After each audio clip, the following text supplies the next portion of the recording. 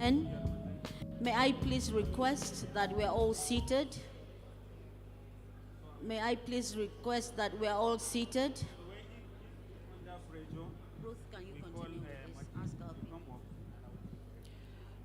Distinguished guests, please, let's get settled. We'll be starting any minute from now.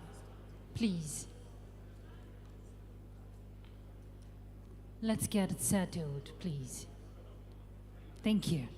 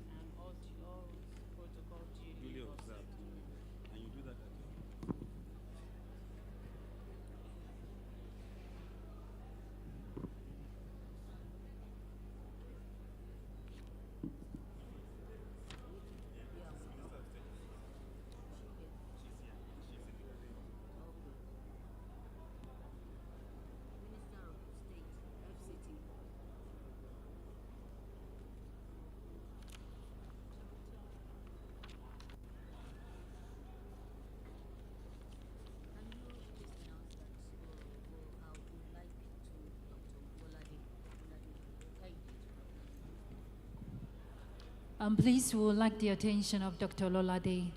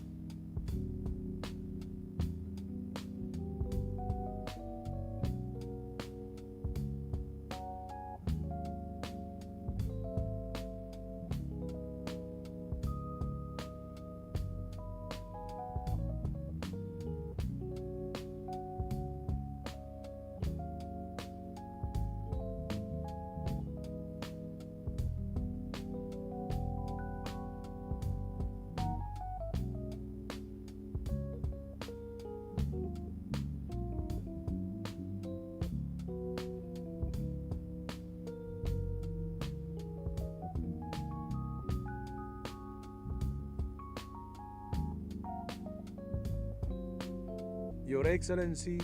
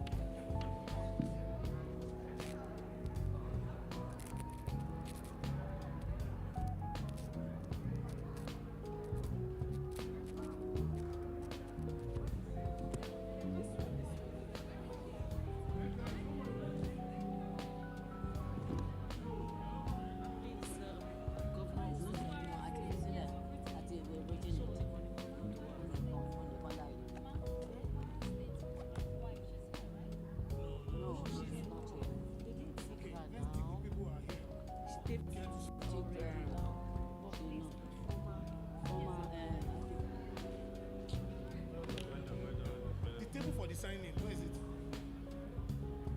No seat there. They say that we can't keep the seat.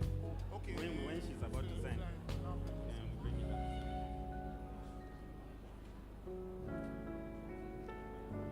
Morning, man. How are you? Good to see you. Rose.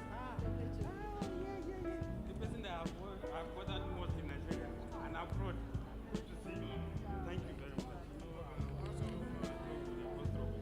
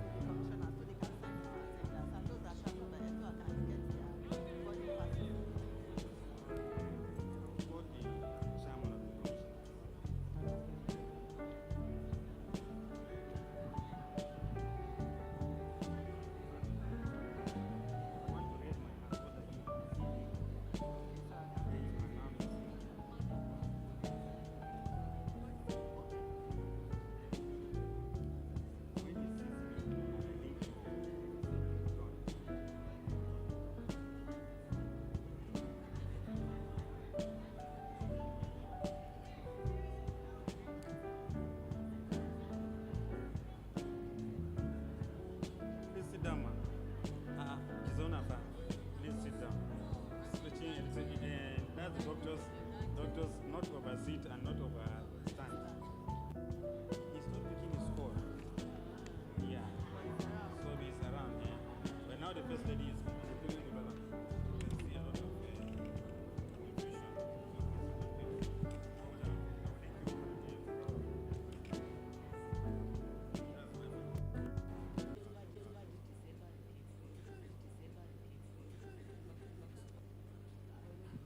And while we're still upstanding, Your Excellencies, may we take the national anthem. Thank you.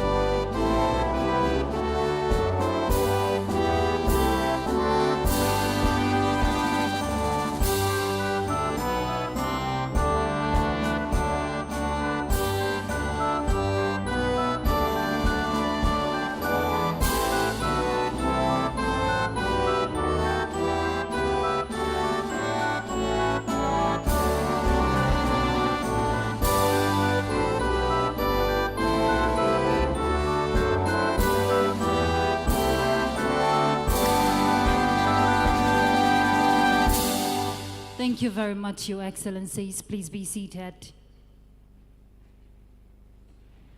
Her Excellency, the First Lady of the Federal Republic of Nigeria, Senator Oluremi Tinubu, CON, a global health champion and one who takes health matters very seriously.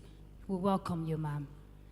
We'd like to warmly recognize the wife of the Vice President of the Federal Republic of Nigeria, Her Excellency Hajia Nana Shatima. You're welcome, Your Excellency. We want to warmly recognize wife of the Deputy Senate President, Her Excellency Hajia Leila Barrow. You're highly welcome, ma'am.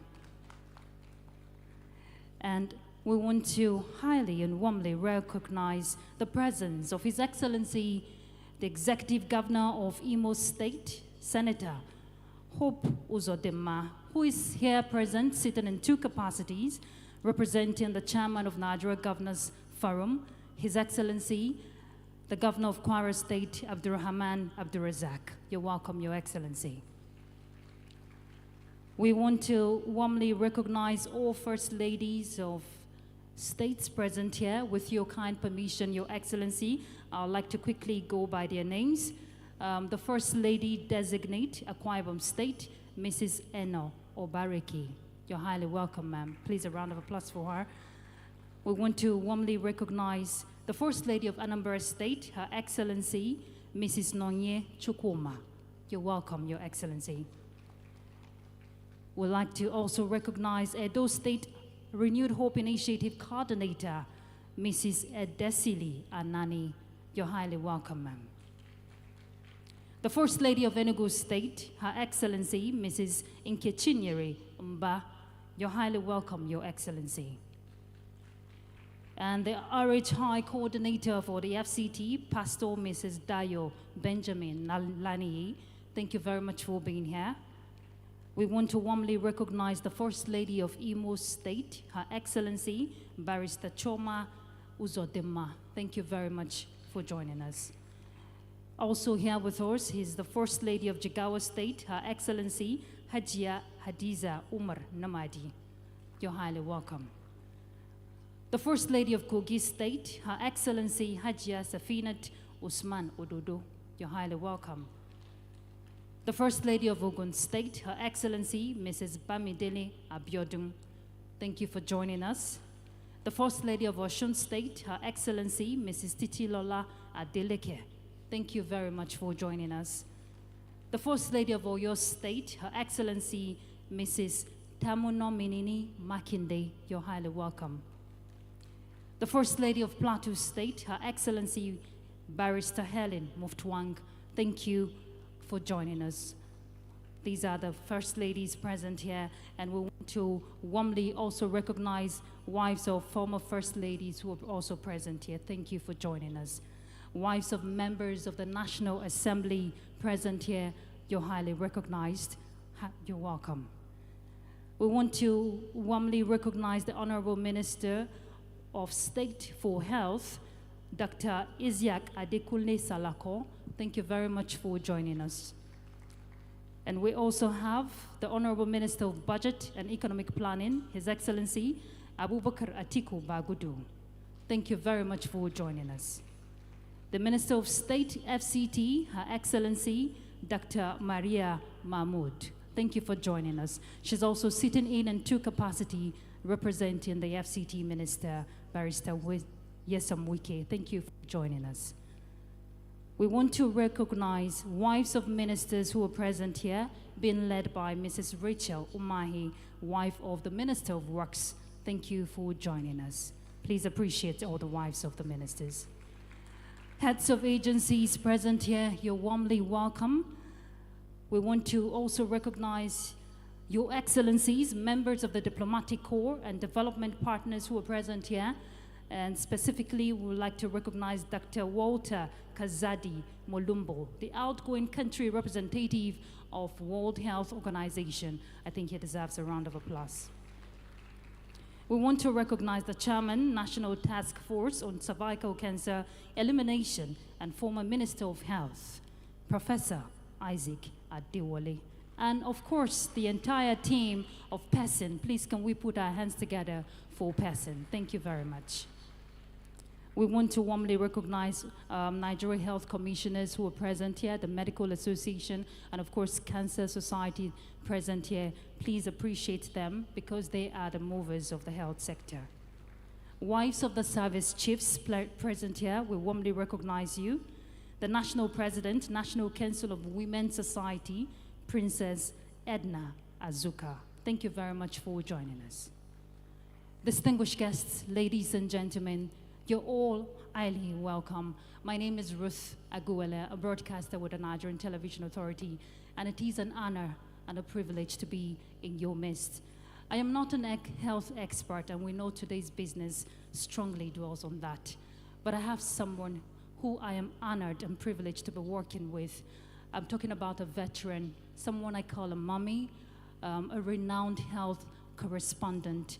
Please help me welcome Chief Mrs. Moji Makonjola. She will be doing this with me. Your Excellencies all, my own special benefactor, I can walk straight now because Mama of the Nation made sure I did. Thank you, Ma. God bless you. I need to make the, yes, Ma, I know you don't like it, but I need to do that. And I walked proudly in here today. My back is set. Thank you. Yes, thank you very much, Ruth. All of us here today are important to this morning's event. And without taking too much of your time, because the Mother of the Nation was here on time, and I think she deserves a very, very loud round of applause for coming on time.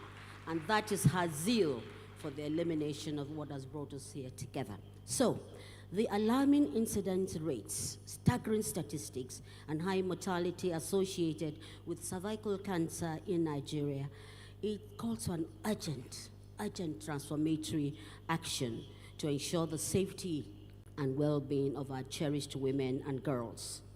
It is with this profound understanding that we gather here today to proudly witness the birth and launch of PECCIN, a dedicated alliance aimed at uniting all stakeholders in a national campaign against cervical cancer.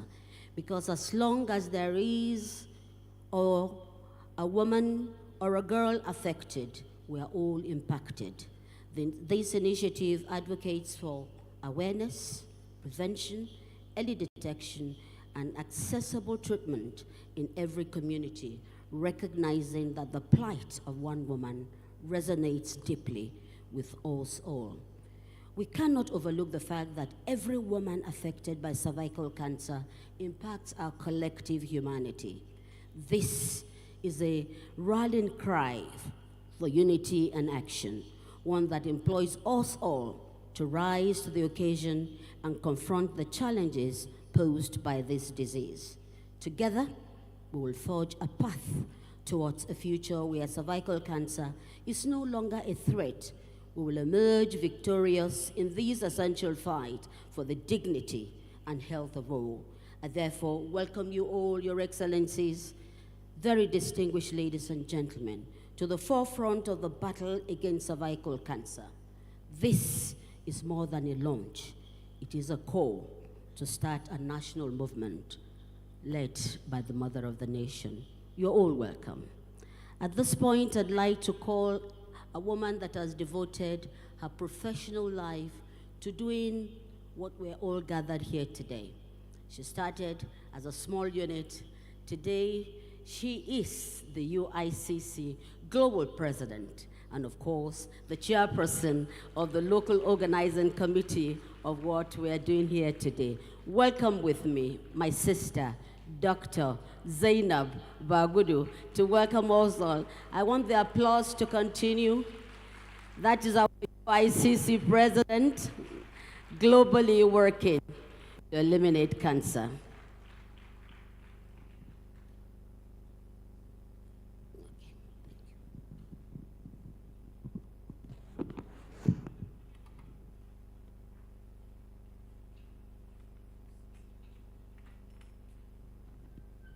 Good morning, distinguished ladies and gentlemen.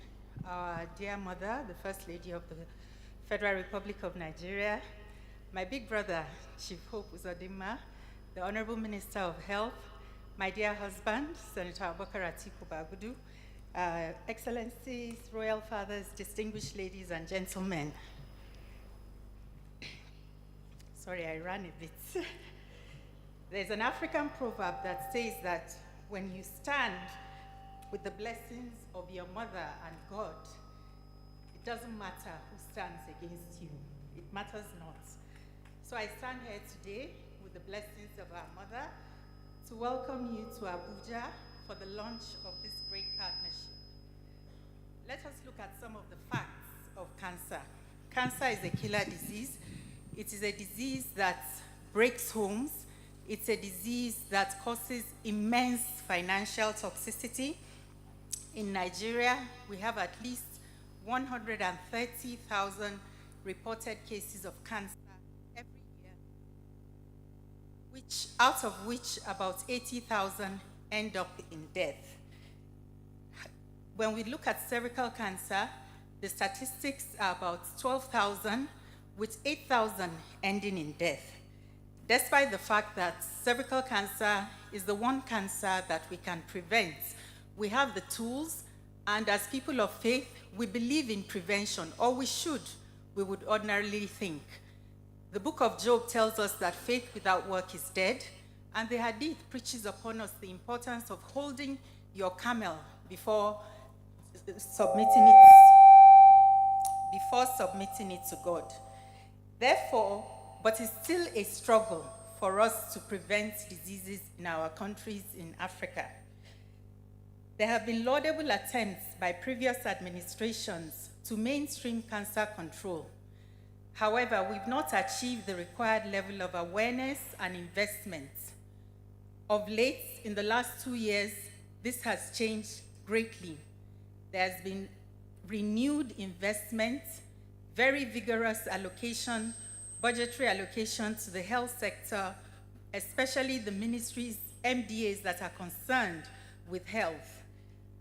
In addition, we've seen the coming up of 6 new cancer centers. I believe at least 2 were launched of late or are about to be launched. Similarly, in the last 2 years, in this same period, about 13 million Nigerian girls have received the valued HPV vaccine that prevents against cervical cancer. It is therefore no wonder and not surprising that our dear President, President Bola Ahmed Tinubu, was named the AU Champion of Health. And we really laud this achievement, and we hope that this will spur a lot of us to join the partnership. But the world is going through an uncertain time right now. There's a downturn in the financial allocations that the health sector is getting, and global health is going through some turbulent times. Therefore, we cannot leave it to government alone. It's a multi-sectorial responsibility, and it's one that we must all put hands together to ensure happens properly.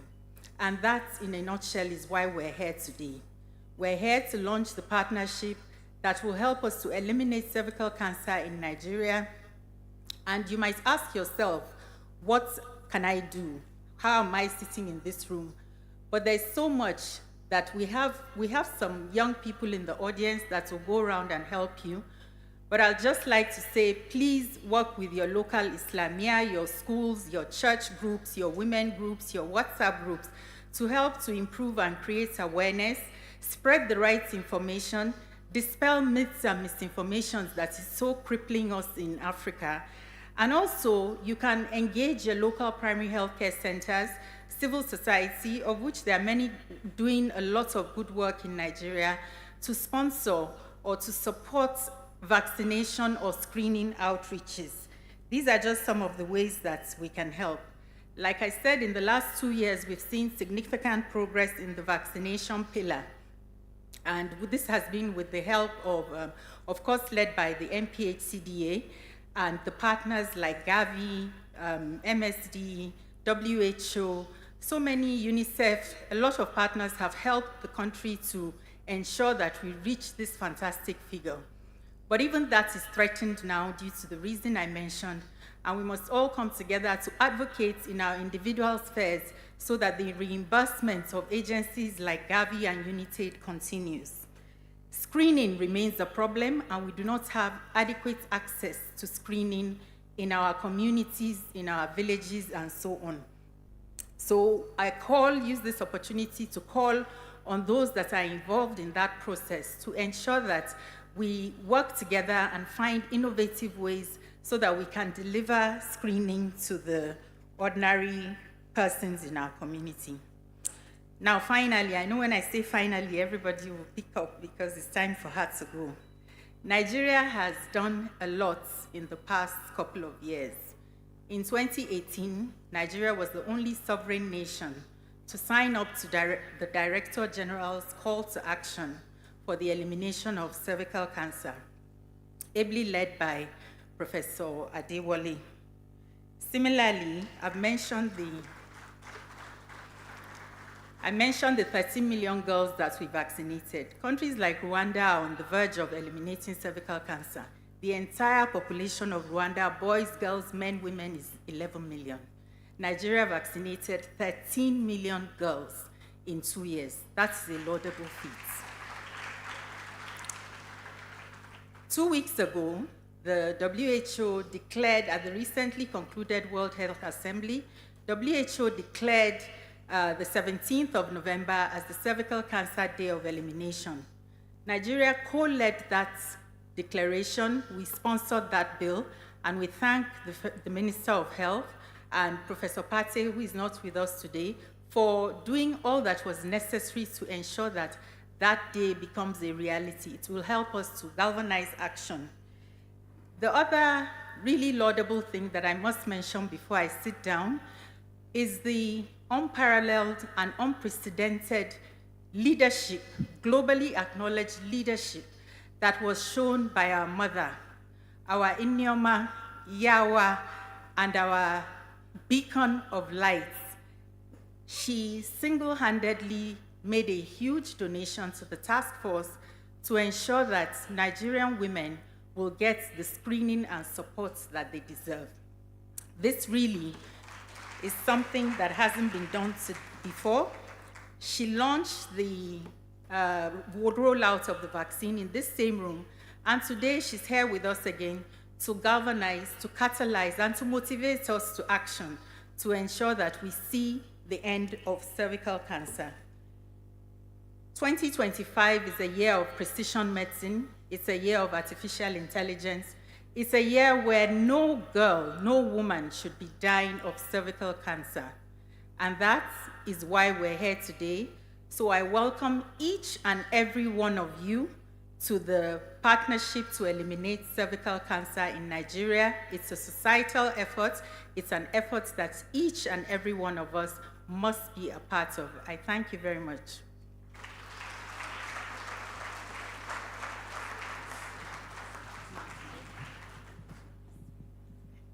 Thank you very much. Her Excellency Dr. Zainab Shinkafi Bagudu. She's the chair of the organizing committee. Thank you. Please let's appreciate her once again. A collective responsibility and a call to action is what she's saying.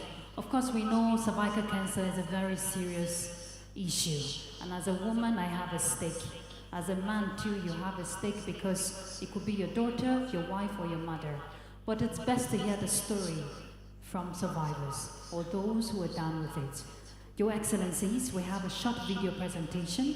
What I do not know will not kill me. It's a short documentary. So please, let's have the media get set to play that for us. Let's hear from someone who has felt it and know what it is.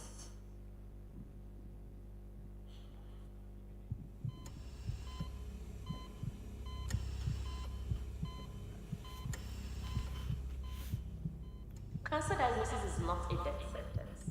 It's just because here in Nigeria, majority of the cancers are diagnosed too late when you can't aim for treatments and they can probably only be suitable for palliation. So that is why people just assume that a cancer diagnosis is synonymous with a death sentence.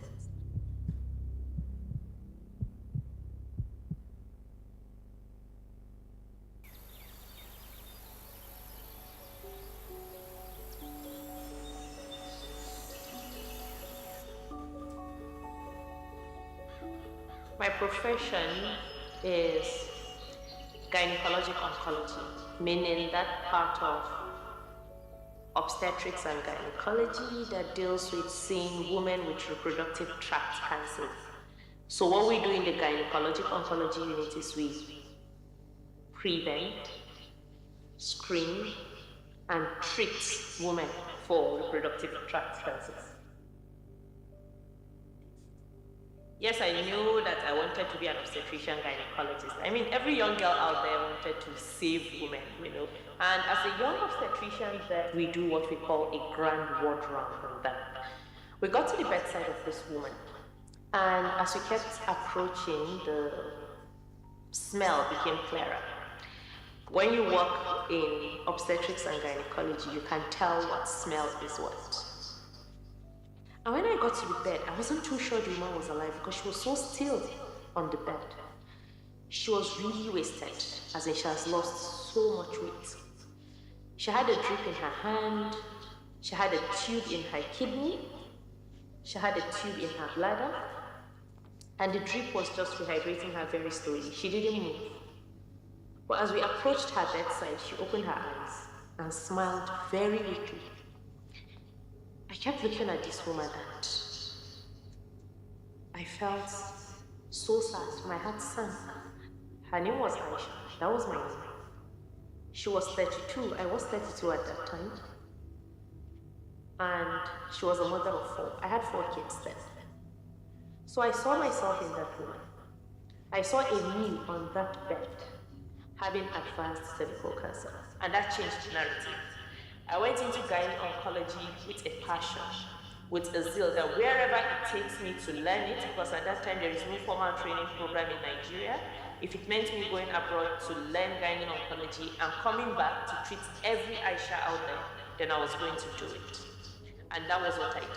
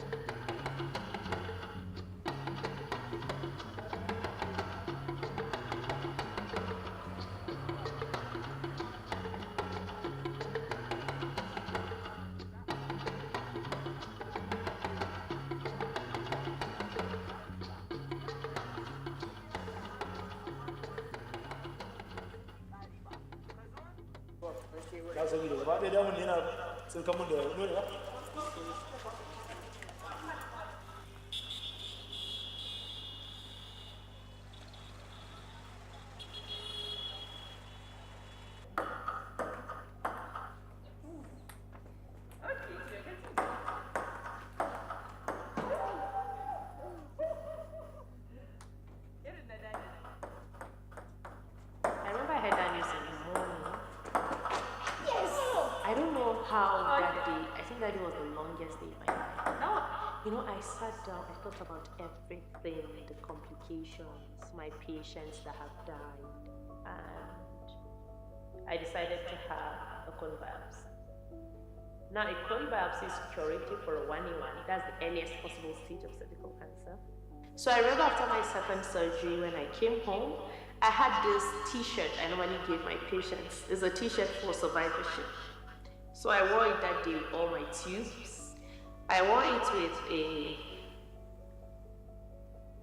with a new determination to not let this affect me, but if anything, make me improve what I do, which is advocating for women cancers, awareness creation, HPV vaccination, cervical cancer screening, and everything.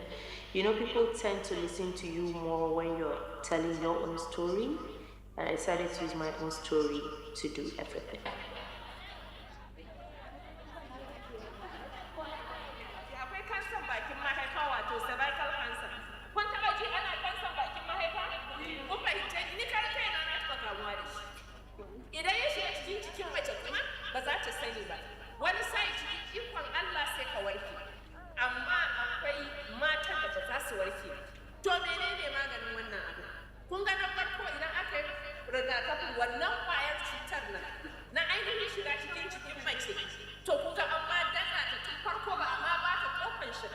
I wasn't opportune to have HPV vaccine ever. I mean, that was how I got the HPV and the cervical cancer or whatever, but I felt that now there should be no girl who should grow up and miss the HPV vaccine. So the good news is the HPV vaccine is now in Nigeria from October last year. It's free, it's safe, it's effective for girls 9 to 14 years. And it means that for every girl who gets this single dose of vaccine, she has over a 90% chance not to have what I had.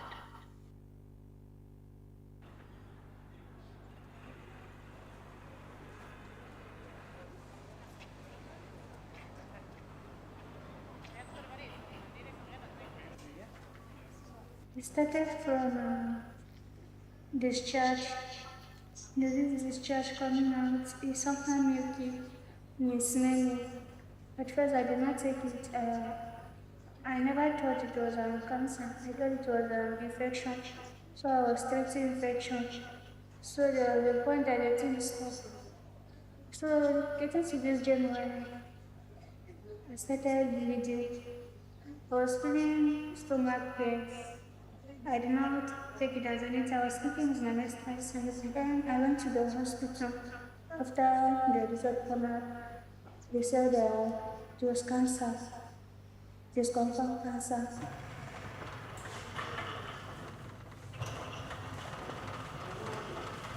Cervical cancer is caused by a virus. There is no argument about that. It's caused by a virus called human papillomavirus. And human papillomavirus is a sexually transmitted infection, like many other sexually transmitted infections. So what happens is when a woman acquires HPV, and HPV is actually very common. 80% of us women will have HPV in our lifetime. So a woman can have HPV, she will not know, her immune system will clear it, she didn't even know that it has been cleared or she ever had it. If 80% will clear it within 2 years, there is a 20% that will not clear it. So it's actually a very long walk from HPV infection to cervical cancer. And it takes as long as 10 to 15 years. So what we do in that period, that window of 10 to 15 years after HPV acquisition, changes of the cervix where you don't feel anything, is we encourage women to come for screening. Come, let's screen your cervix. Let's see if there is any sign that this HPV has begun to cause damage. And if we find any damage, we quickly treat it.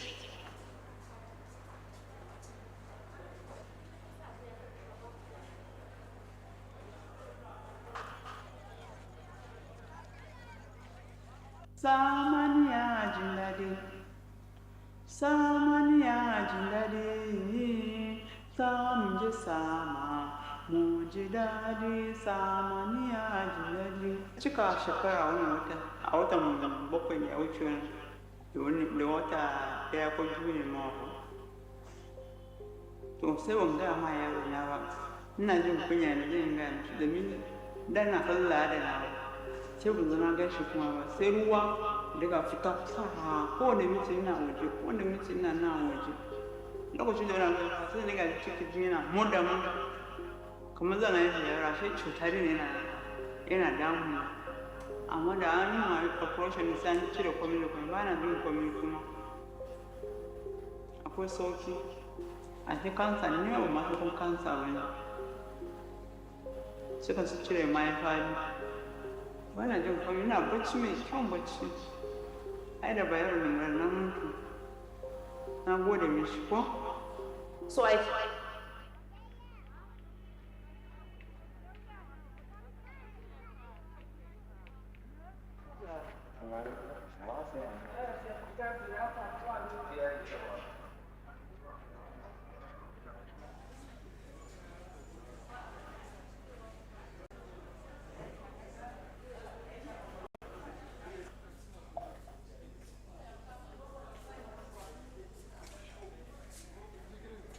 when I am operating, I think I have a lot of adrenaline release. I get very energetic, and I honestly don't know where the energy is coming from. I don't feel hungry, so I don't eat in the hospital until I get back home. I am just focused on the case, and I also pray that my equipment work, because it's a very common challenge that the equipment will just not work. So you will have a diathermy machine the morning, but it has stopped working in the afternoon. So if a diapering machine is not working, it means more blood loss, more complications, less visibility, and sometimes the electricity supply will just go off, and before it is changed to inverter, you have to continue the surgery in the dark, you know, so it can get really frustrating. Who is circulating for you? Who is listening to me? I need the data to work.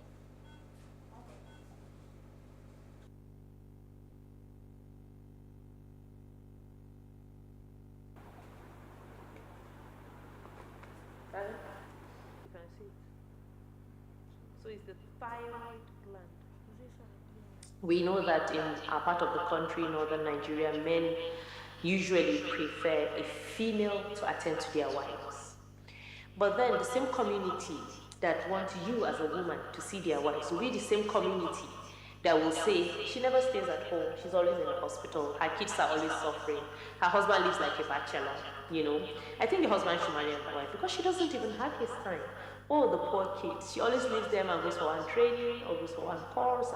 So you see, it's the same people that will bring their wives to the hospital and insist they want you to see them as the female. And they're the same people that will say you as the female are not building your home, you know. So the truth is, obstetrics and gynecology is very tasking. It's almost impossible to do obstetrics and gynecology without the family front suffering some brunt of it. That's the honest truth. But then, we are multitaskers, we tend to do things, try to balance it, and then eventually you realize that your home is actually better than those that are probably not even working. And that is why I say that the best support system a woman has is her family. If your husband supports you, then, I mean, it's like the whole world supporting you. And if you have that support system and you continue doing what you believe in, you are just going to overcome all those obstacles and probably unhear everything people are saying. So I think it just makes us work even harder, you know, because you know you have this task ahead of you. And then yes, the society, some will praise you for it and some will not praise you for it. But then when you're focused on your goal, then nothing else matters.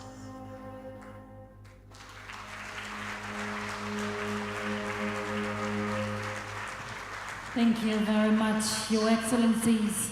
And we have Dr. Aisha here with us. Dr. Aisha Mustafa, please come forward to take a bow. And of course, the filmmaker, Annabelle Ayangbade. Please just take a bow to Her Excellency. Please come forward. Go forward. Well done. Well done. She's a strong woman who has demonstrated resilience. Go to the First Lady, please.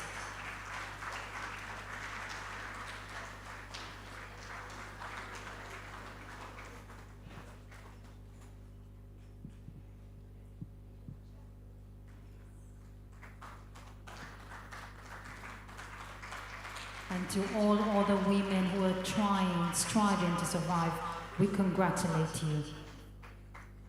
All right, thank you very much. Thank you. Okay. Thank you very much, Mother of the Nation. Can we have other survivors? Please stand up. We have some survivors here in the hall. First Lady, please can you stand up? We have Dennis, who I call brave and courage. She's there, just behind you, ma'am. And please, if you can quickly walk up while we prepare for the next presentation. All survivors. Yes, who? Mrs. Benji. Yes, we really can eliminate cervical cancer if we present early. Whilst that is going on, I'd like to introduce the next presentation. Is special in every way, because even the presenter himself is special. Yes, I'd like to introduce Professor Isaac Folunshaw Adewale, FAS, DSc, Chairman, National Task Force on Cervical Cancer Elimination, and former Health Minister, former CMD, former Vice Chancellor, and former student activist, if I may add that. Thank you very much. Honorable Minister, sir, you have the floor. Your Excellency, the First Lady,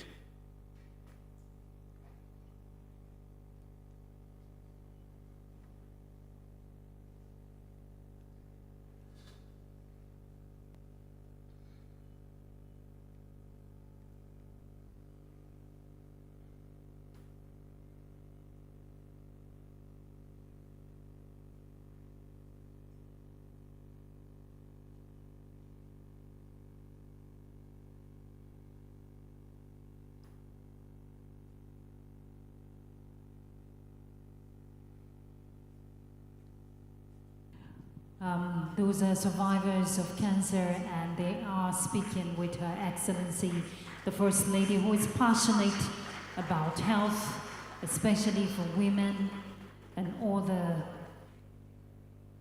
kind of diseases that affect anyone. Please appreciate the survivors. Thank you. For further information, the First Lady is not only the chief host of today's event, she's also the grand patron of the Partnership to Eliminate Cervical Cancer in Nigeria.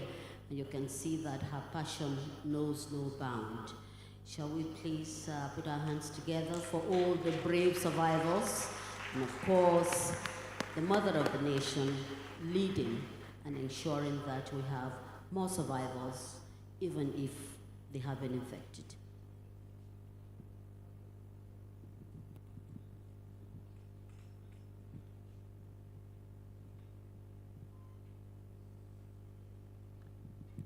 Please, a round of applause for our warriors. We call them warriors. Thank you. Thank you, Your Excellency. Now, Prof, please, you can go ahead with your presentation. Your Excellency, the First Lady and Chairman of the Renew Hope Initiative, other Excellencies hereby present, I seek your permission to adopt the protocol established to save time. My task is to present a plan for cervical cancer elimination in Nigeria. And my outline is as follows, Your Excellency and other distinguished ladies and gentlemen. One, to tell us that cervical cancer can be eliminated, our efforts for cervical cancer elimination, this initiative that we are launching today, a chronicle of the costing for cervical cancer elimination, the return on investment, what do we gain when we invest in this effort, our prayers and concluding remarks. Your Excellency, every case of cervical cancer detected represents a neglect of several years, between 10 to 20 years. And many of us believe that it's actually due to strategic failure of immense proportion. As stated by previous speakers, we know the cause is a common virus that women acquire within 2 years of commencement of sexual intercourse. But the majority clear the virus, but a few are unable to clear this virus, the virus stays in them. And so it is among these few that go on to develop cervical cancer over a long period of 10 to 20 years. And therefore, every case represents a failure of the health system to prevent it, and every death represents a failure of that same system to offer treatment and cure. That is the cervix that we are showing there. And what is also important, Your Excellency, this is the normal cervix, without any infection, without any change. But when cancer occurs, there is complete loss of architecture. We can no longer recognize the cervix. This is what we deal with in about 80% of the cases that we see. At this stage, we can no longer offer a cure. And this is what we do not want to happen. With our present state of knowledge, we can prevent infection, and in the early stages, even when cancer is setting, we can treat the cancer and achieve cure. Nigerian women are resilient. There are about 60 million of them that are prone to developing this, and about 22 women die daily from this preventable and treatable disease. And women with HIV have a 6-fold increase of this problem, and about 80% of them present late, which is what we want to prevent. We want to create a situation where even when cancer occurs, they are early and we can treat them and they do not have to die.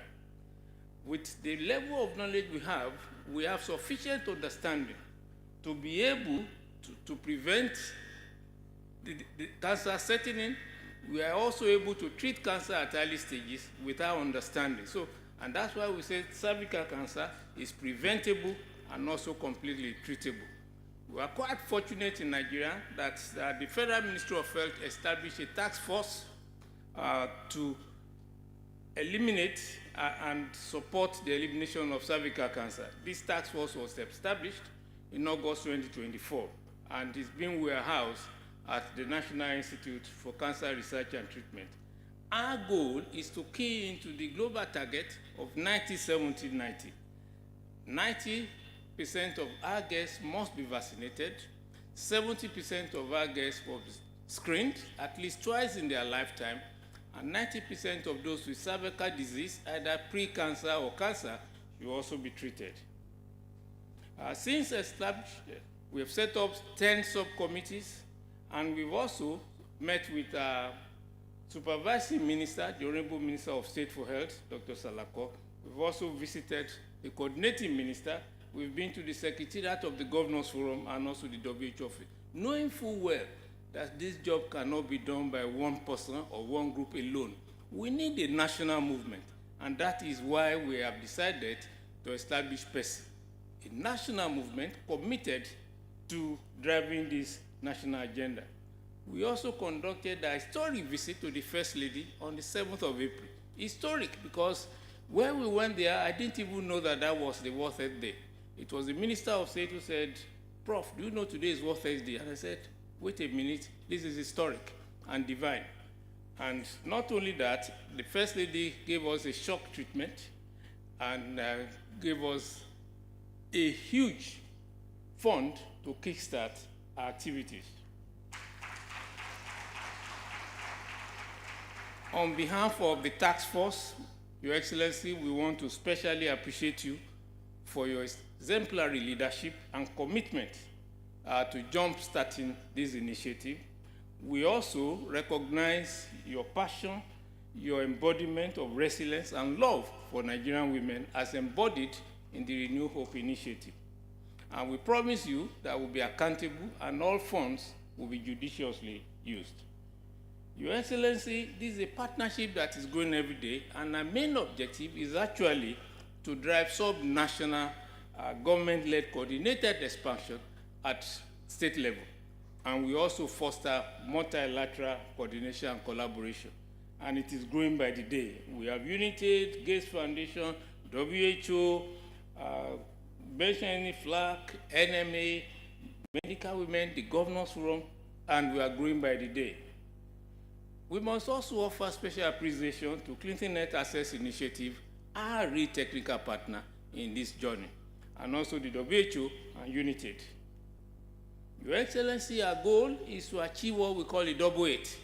Double 8, we want to vaccinate 8 million girls every year, and also screen 8 million girls every year. And our job is that over the next 3 years, we'll be able to cover the entire country. In the first phase this year, we want to cover 13 states, including FCT. In the second phase next year, another 12 states. And in the third phase, we'll cover another set of 12 states. So that by end of 2027, we will have covered the entire country with this coordinated and approach to eliminating cervical cancer.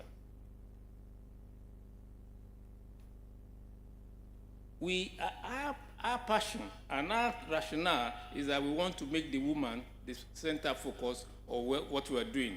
And we are quite happy, confident about the political will, commitment and action that this country is offering. We want to build on existing structures and also leverage on strong private partnership that we have and key into the global strategy.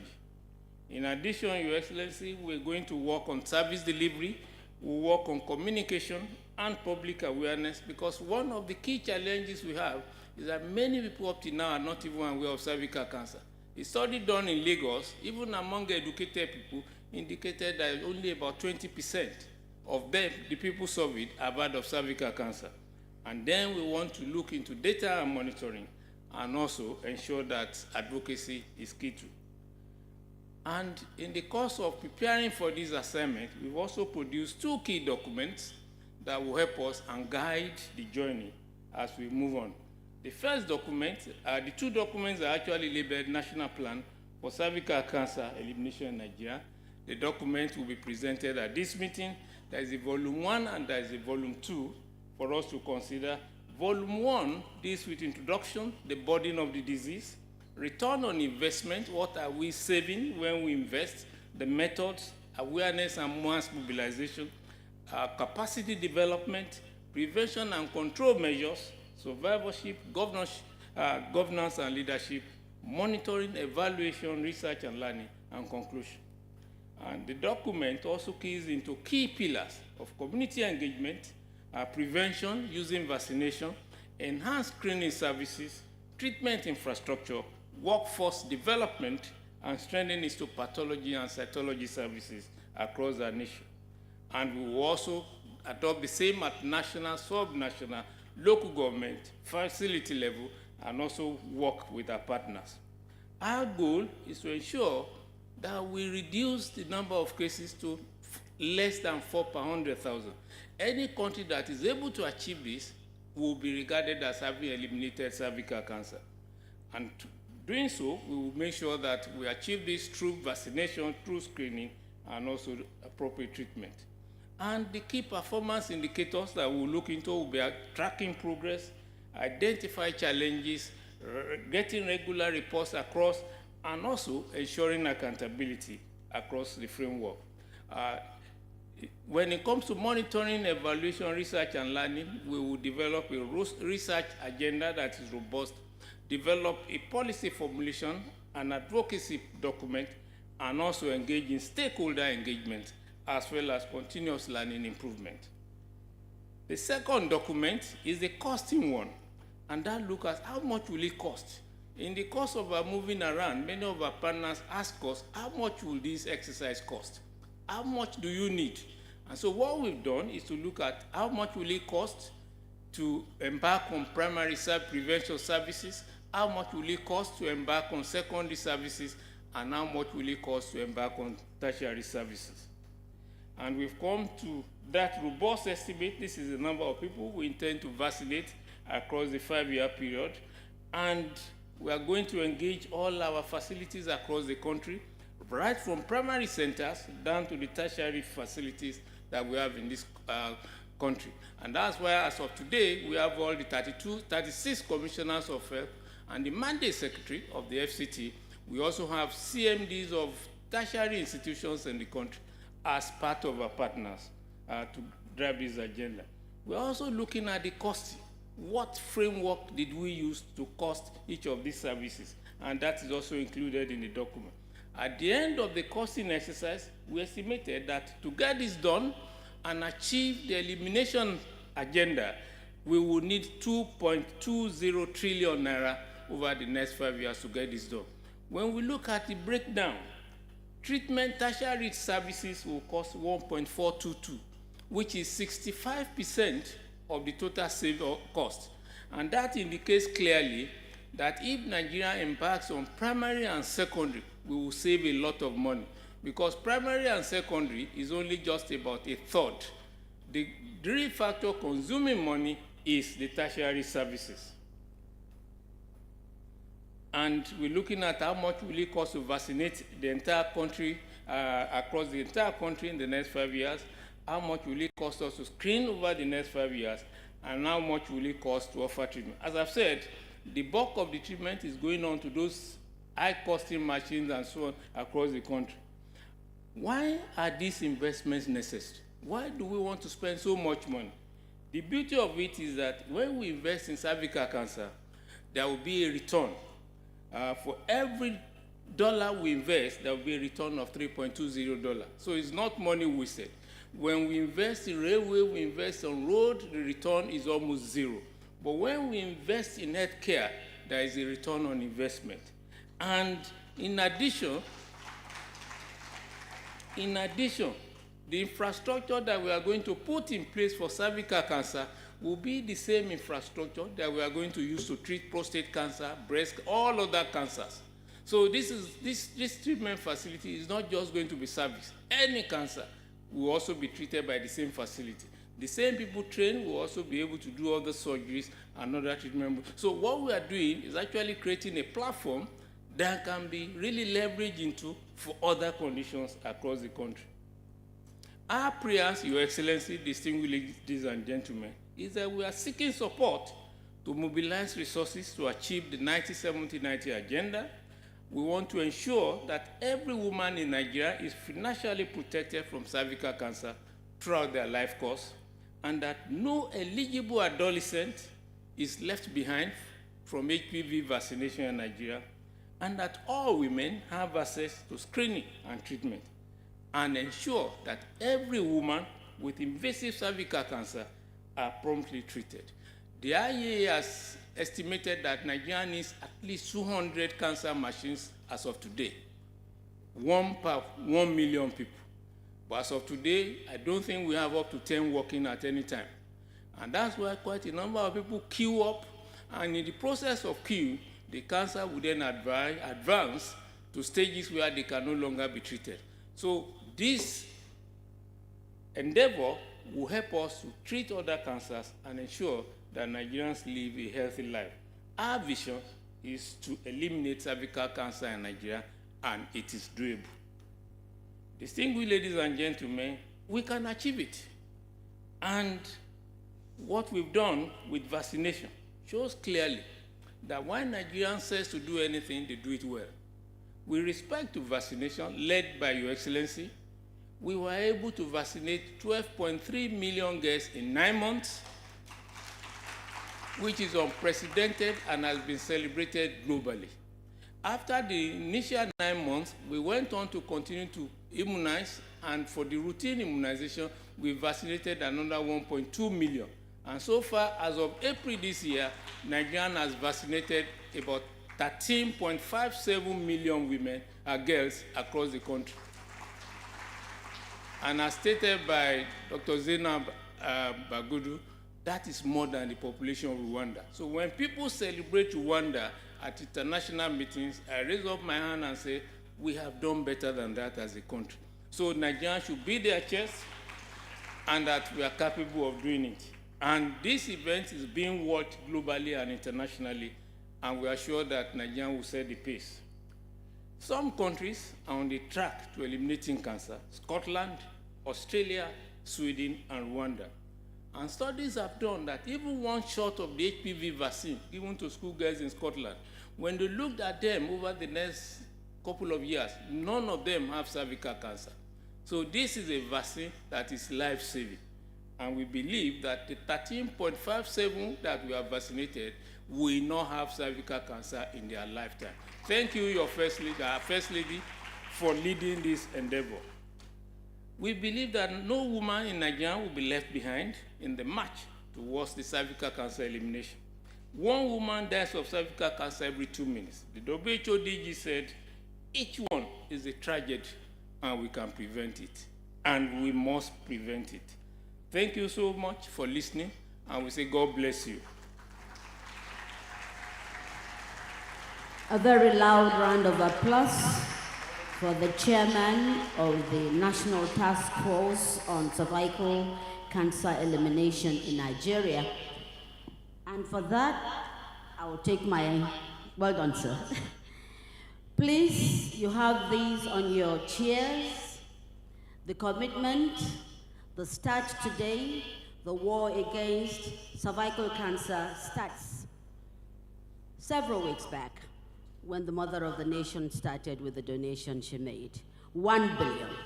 And we want to up that, and we can do it. A nation full of people with passion. So let's have your commitment. It's by your chair. If you don't have any, please just raise up your hands. We'll have the ushers to bring you your commitment. And Your Excellency, Ma, we have the first commitment of the day by a survivor who is given 1% of all the proceeds she got from her book, Dennis Ejo, the first person to make a commitment. Thank you, Dennis. Thank you. Thank you very much. Now you know it's a collective responsibility. Your Excellencies, Prof talked about the vaccine and the strides recorded by Nigeria. And we want to prove that evidence that yes, our girls are being vaccinated and these vaccines are efficient. So please welcome these girls who have been vaccinated with the HPV vaccine. They are adolescents, they are secondary school students. Please put your hands together for them. It is working, and it starts with this initiative. It starts with this move, so we can prevent and eliminate cervical cancer in Nigeria. They just have a few words, Your Excellency. Please put your hands together to encourage them.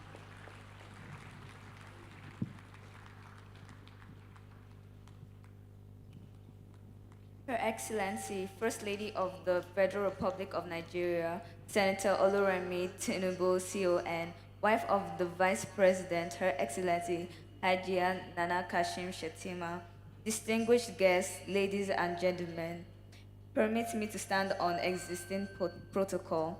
Good morning. My name is Isioma, and I am a proud student of Shorestad Private School. I am deeply honored to be speaking here today on behalf of all of us. In October 2023, my classmates and I received the HPV vaccine right here at the State House.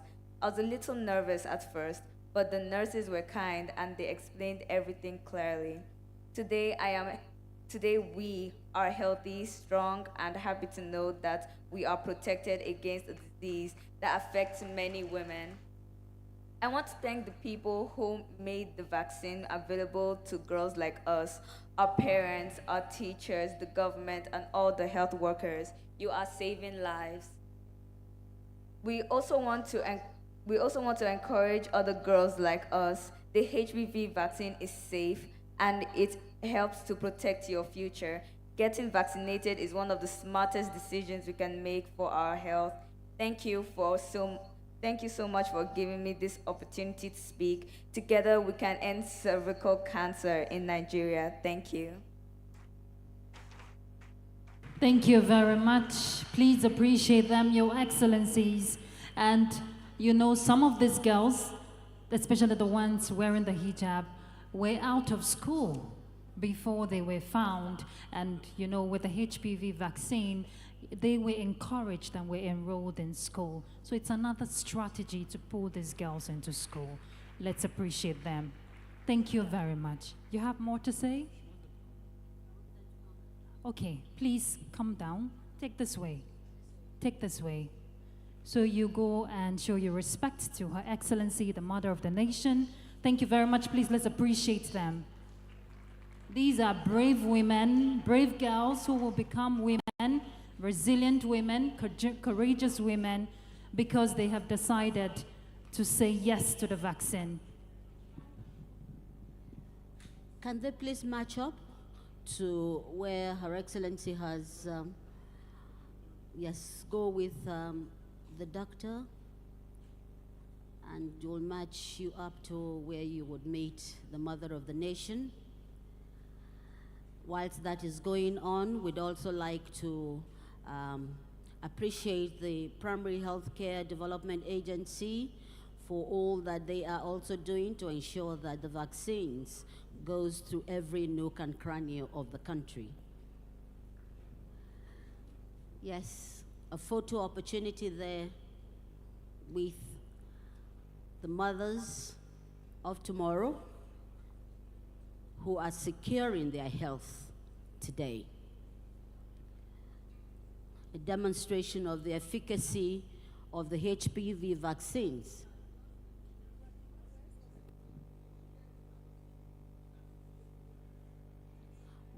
We thank God.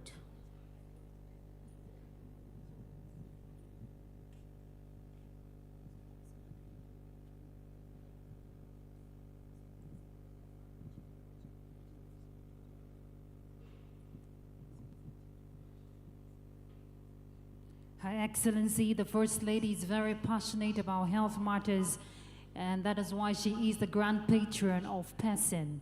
And you can see that passion as a mother, showing concern for these young girls by showing her support. And that's why we're calling on all our partners to demonstrate that same support, that same concern. And in the true sense of partnership, would also like to thank where we come from, Ruth and myself, the Nigerian Television Authority that is bringing this life to you, the importance of today's event. It's been beamed simultaneously on Nigerian Television Authority, the largest television network in Africa.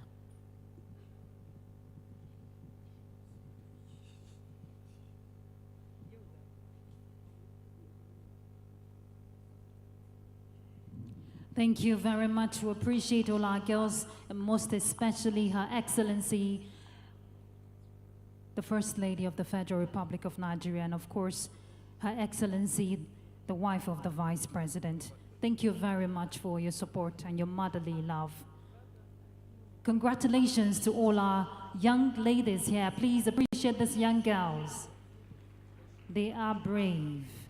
Your Excellencies would like to move to the next point on our agenda, which is the goodwill messages and endorsement of PECCIN. I'd like to warmly welcome to the podium Professor Usman Malami Aliyu. He's the Director General, NICRAT, that is National Institute for Cancer Awareness and Treatment. Please, a round of applause for him.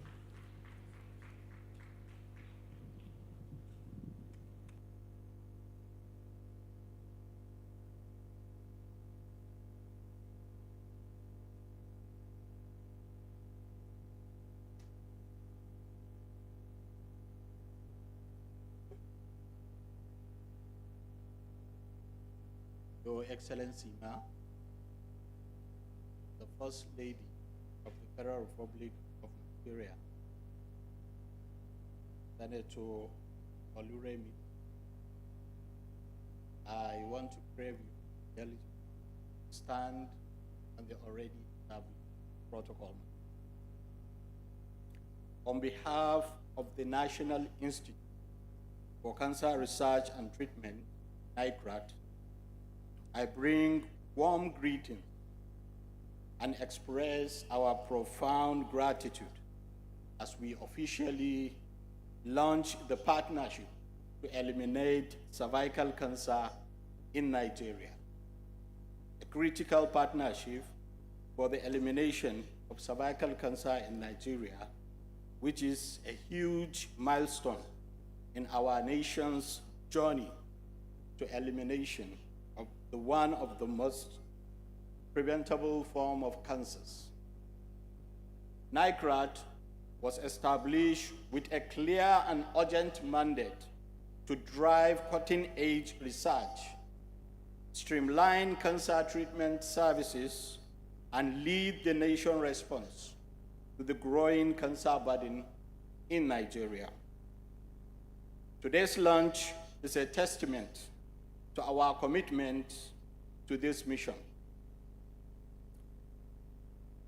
Your Excellency Ma, cervical cancer, though vaccine preventable and potentially eliminable, continues to exert an unacceptable toll on the Nigerian women, many of whom are our mothers, sisters, caregivers, and pillars of the communities. This growing burden compelled us to take decisive action, leading to the review and development of the National Strategic Plan for the Prevention and Control of Cervical Cancer for the year 2023 to 2027. This strategic document, designed to reflect global best practices and local realities, is now our national roadmap for this cervical cancer elimination. To operationalize this plan, the National Institute for Cancer Research and Treatment, under the able supervision of our Minister of the Federal Ministry of Health, constituted the National Task Force, comprising dedicated experts, partners, stakeholders, whose collective strength and expertise will drive coordinated implementation across all levels.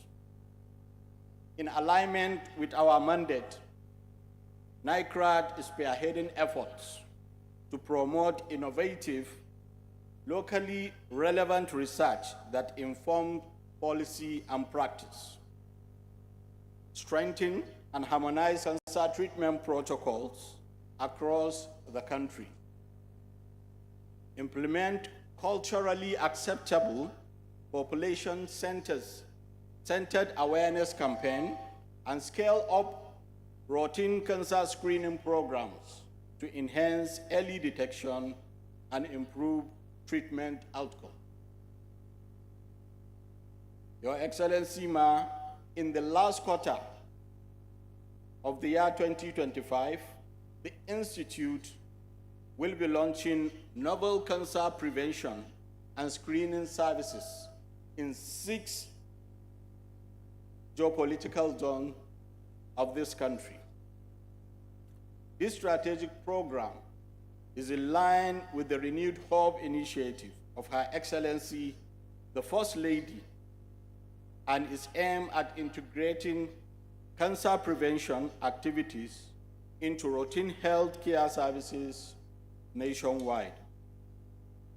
We humbly and kindly request Your Excellency to do us the honor of launching this groundbreaking initiative, and well-equipped preventive oncology screening site, which is jointly established and run by the National Institute for Cancer Research and Treatment and the FMC Jabi here in Abuja. Your Excellency, Ma, we are deeply honored and immensely grateful to you for graciously accepting to lead this national partnership. Your leadership is a beacon of hope and a powerful rallying point for action, awareness, and advocacy. We equally thank the Federal Ministry of Health and Social Welfare under the able leadership of our Minister, Dr. Isiaq Adekunle Salako, for supporting this vision, and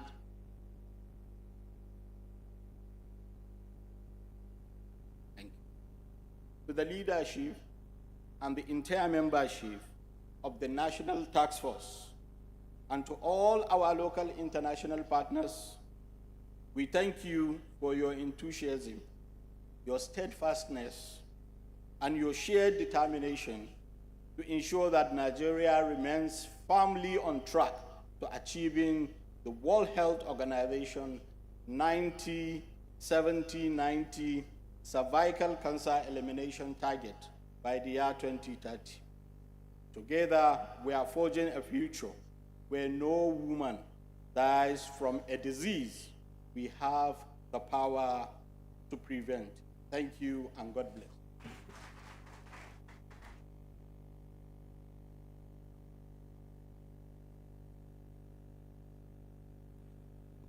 Thank you very much. Let's appreciate Professor Usman Malami Aliyu, DG NICRAT. Thank you for setting the tone. For Your Excellencies, distinguished guests, would like to crave your indulgence. Please, for your goodwill messages, because of time, try to keep it short. 2 minutes, please. Thank you. All right. Our next speaker will be the Executive Director and CEO, National Primary Healthcare Development Agency, Dr. Mui Aina. Please, a round of applause for him. Thank you.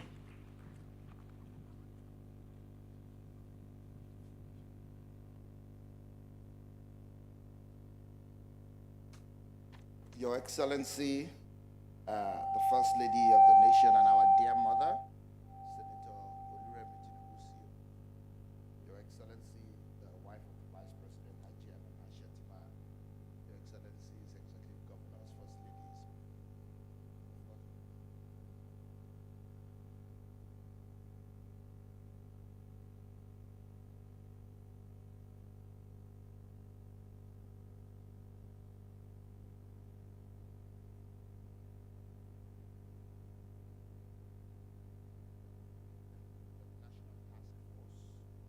on Cervical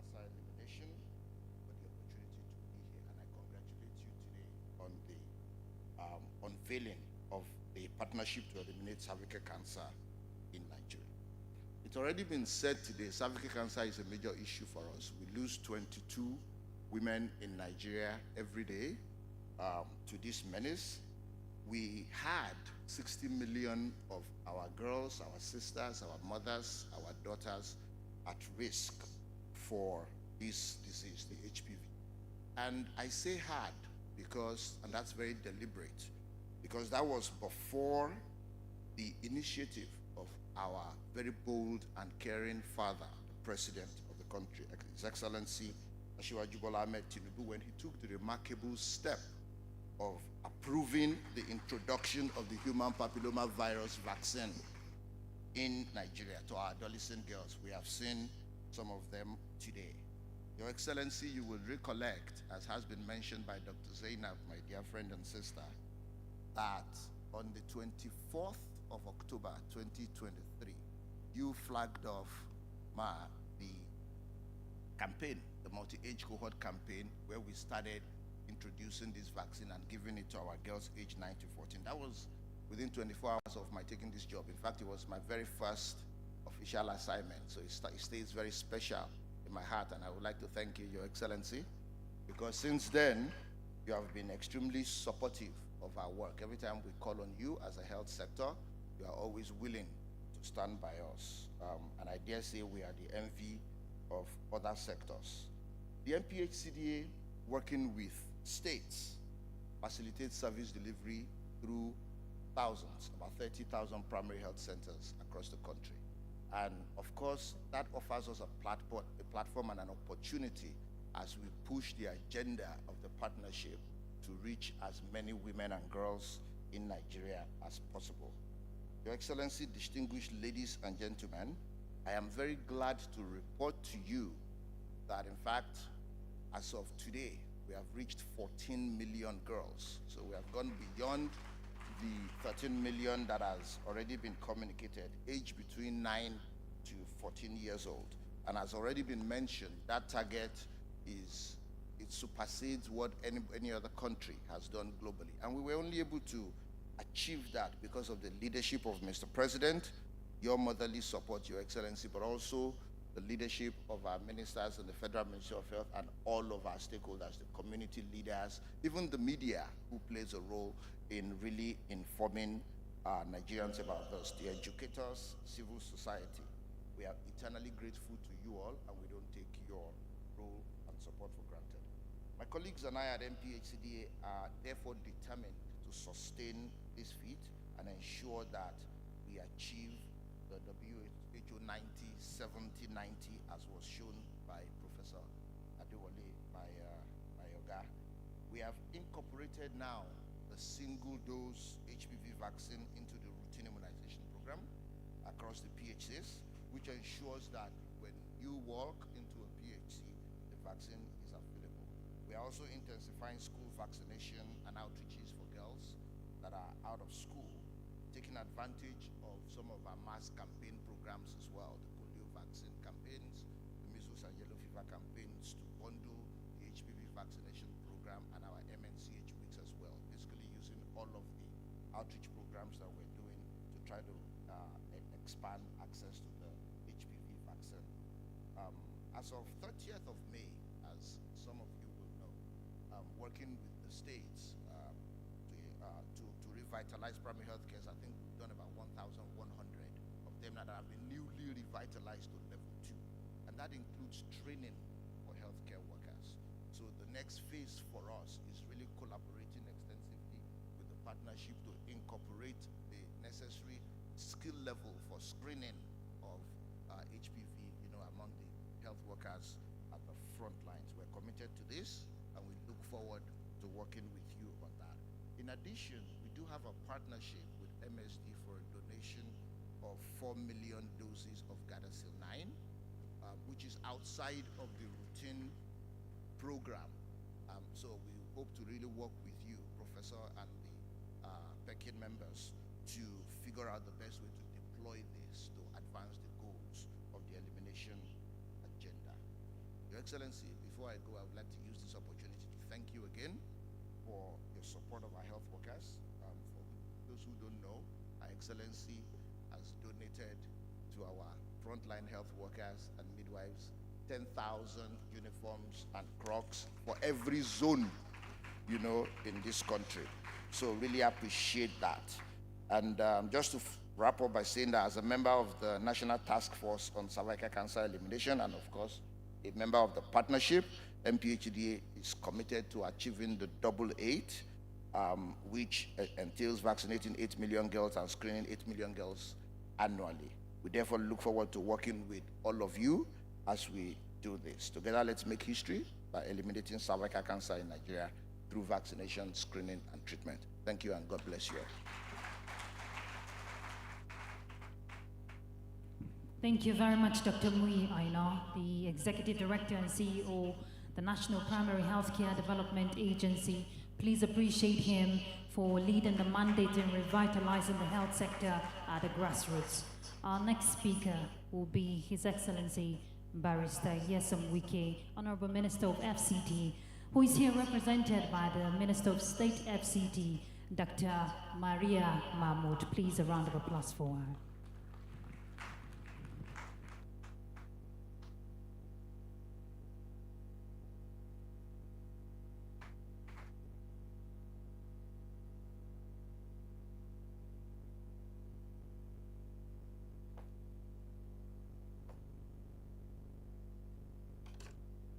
Your Excellency, the First Lady of the Federal Republic of Nigeria, the Mother of the Nation, Her Excellency Senator Oluremi Tinubu, CON, the wife of the Vice President of the Federal Republic of Nigeria, Her Excellency Hajiya Nana Kashim Shettima, wife of the Deputy Senate President, Hajiya Leila Barrow, the Governor of Imo State, His Excellency, opposite him. Permit me to stand on the existing protocol because of time. It is an honor and privilege for me to be here as part of this important program on behalf of the Federal Capital Territory Administration, as a proud partner in this landmark initiative to eliminate cervical cancer in Nigeria. As we all know, cervical cancer is a significant public health concern, being the 4th commonest cancer in females after breast, colorectal, lungs, and also with the highest incidence in low and middle income countries. Cancer, particularly cervical cancer, as we all know, has caused untold pain and suffering across our communities. Yet, we know that with the right intervention, that's vaccination, early detection, and timely treatment, we can prevent it. We can halt its progression and save countless lives. Cervical cancer is both preventable and treatable, and it is heartening to see such focused attention being given to it. We commend the unwavering commitment of the partnership to eliminate cervical cancer in Nigeria, especially under the care and love of our esteemed mother, First Lady, Her Excellency Senator Oluremi Tinubu. Her passion and advocacy have inspired renewed action across all levels of the government. FCT administration aligned fully with national drive. Abuja is proud to be the only city in Nigeria and also 4th in Africa admitted into the prestigious City Cancer Challenge Network, that's the CCAN. And this reflects our commitment to improving cancer care and outcome for our citizens. And in line with this, we recently commissioned a colposcopy unit at Wuse District Hospital to support cervical cancer screening and treatment. Additionally, FCT was among the first in Nigeria to pilot the administration of human papillomavirus vaccine for adolescent girls, who we just saw them here. And it has to be between the age of 9 and 14, and of course, before first sexual contact. And it was launched by Mommy around October last 2 years. And as we have seen that it's related significantly with this infection with human papillomavirus, so prevention is really very necessary, as we have seen that it reduced the risk of cancer by over 90%. And together, we stand at this threshold of history, united in purpose, bold in action and hopeful for the future where cervical cancer no longer claims the lives of our mothers, sisters, and daughters. Thank you very much. Yeah. Mommy. Don't. Your Excellency, Ma, I have to pass this to my boss, His Excellency, so that it will be a huge amount. Thank you very much. Thank you very much. Please appreciate her. Let's put our hands together for Dr. Maria Mahmoud, the Minister of State, FCT. Yes, you should come and do your donation. Our mommy has demonstrated that.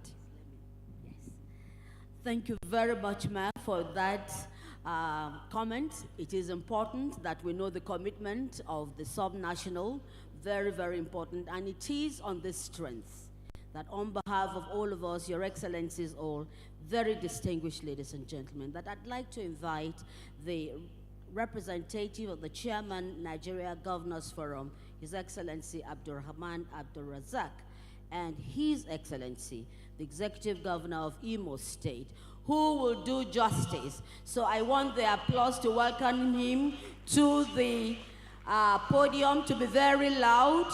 We cannot get it done without the governors. They are so important.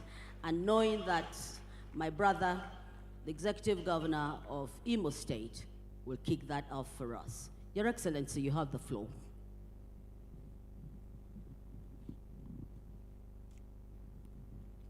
Your Excellency,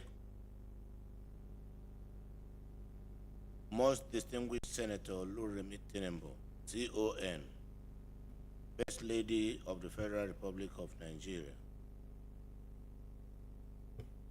Your Excellency Hajiya Nana Shetima, wife of the Vice President, Federal Republic of Nigeria,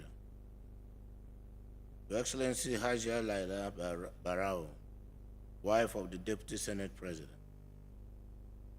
representatives of governors in our midst, First Ladies of various states here present, not forgetting my own wife, Barrister Mrs. Chioma Uzarima,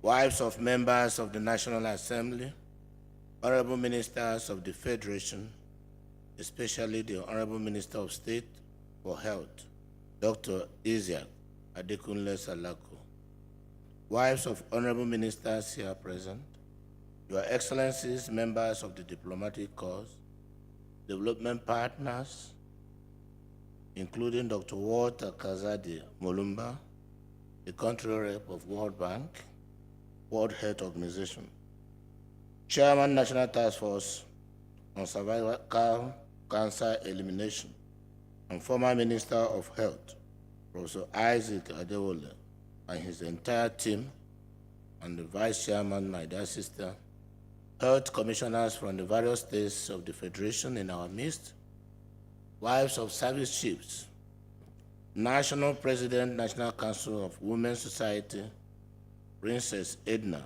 Azuka, heads of agencies, distinguished invited guests, gentlemen of the press, ladies and gentlemen.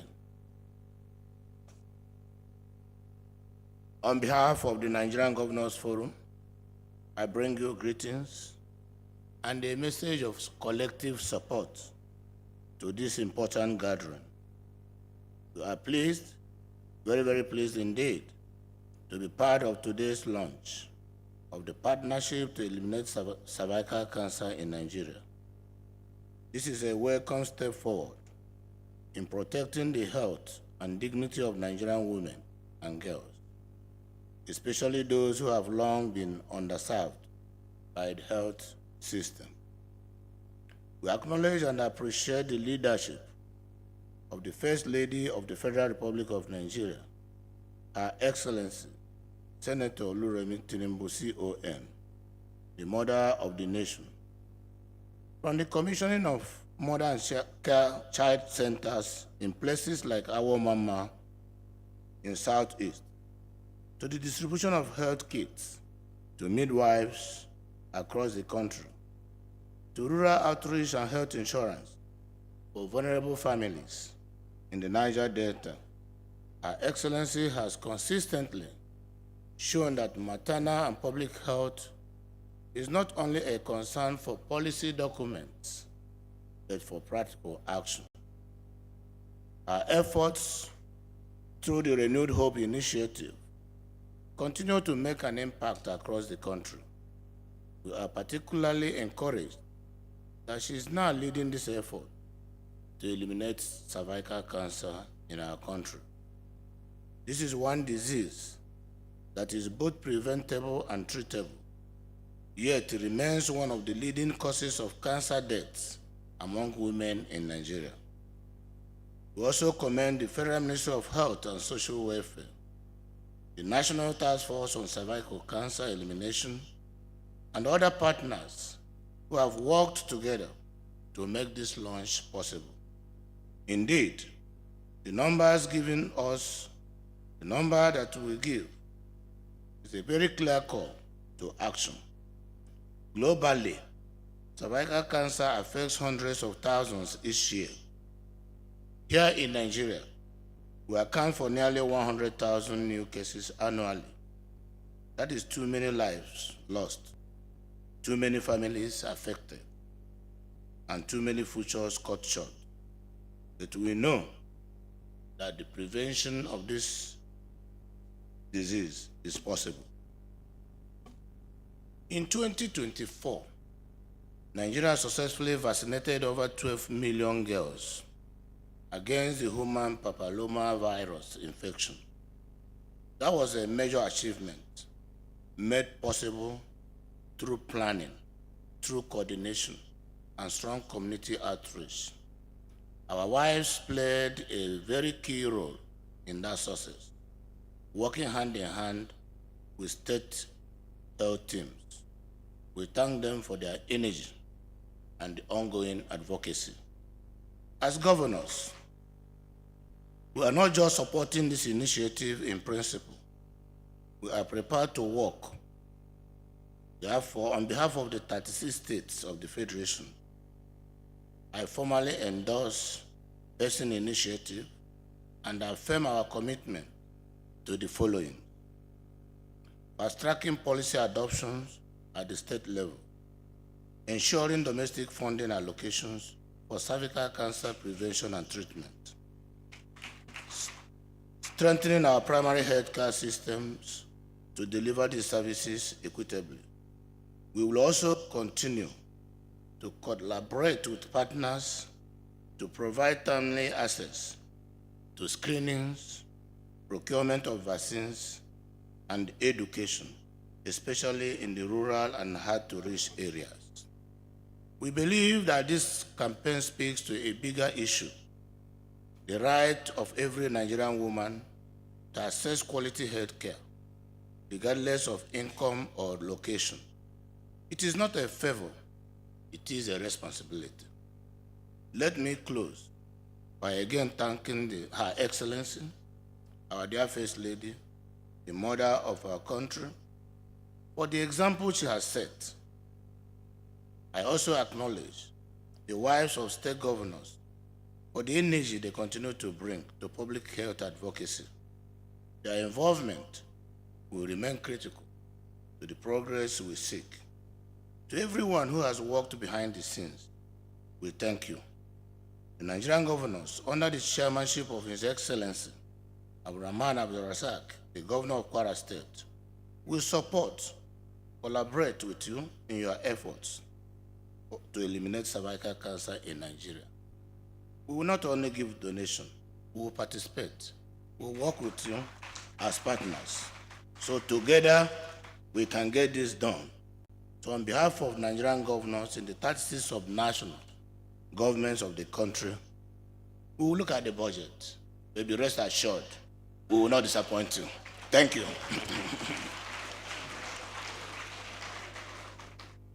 Thank you very much, Your Excellency, the Executive Governor of Imo State, Senator Hope Uzodinma, who is here representing the chairman of the Nigeria Governors Forum. And yes, he has spoken. They will look at the budget. I think it's safer that way. so that we can meet the target of eliminating cervical cancer in Nigeria. Your Excellencies, we're gradually progressing as partners in progress. We'll just take a brief breather. Let's have that breather.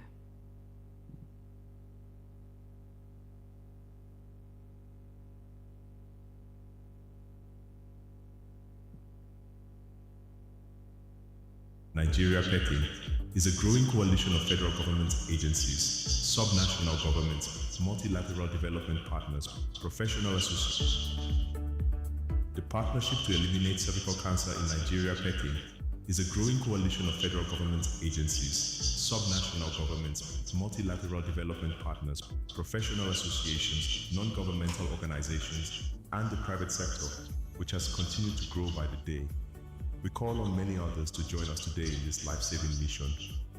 The PECCIN partner are the Federal Ministry of Health, Renewed Hope Initiative, Nigeria Governors Forum, the World Health Organization, UNITAID, UNICEF, National Institute for Cancer Research and Treatment, NICRAT, National Primary Healthcare Development Agency, the National Health Insurance Authority, National Agency for the Control of AIDS, NACA, Nigeria Governor Spouses Forum, Gates Foundation, Clinton Health Access Initiative, SWAP, Nigerian Medical Association, Women in Healthcare Network, National Association of Nigerian Nurses and Midwives, First Ladies Against Cancer, Nigerian Cancer Society, Healthcare Federation of Nigeria, and Private Sector Health Alliance of Nigeria. From our heart, we say thank you. Thank you very much, and we're back. And this time we'll have more goodwill messages and endorsement. Please, may I appeal to everyone going to speak that you have maximum of 1 minute, except you have 1 billion to give. 1 minute. Please, the protocol has been established, and we'll just continue with 1 minute, or else Mother of the Nation, I'll fine them 1 billion naira if they cannot. So counting from when I call you, please take quickly to put, and let's hear you speak. We'll start with the Vice President, Clinton Health Access Initiative Chair, Dr. Funke Fashawe. 1 minute.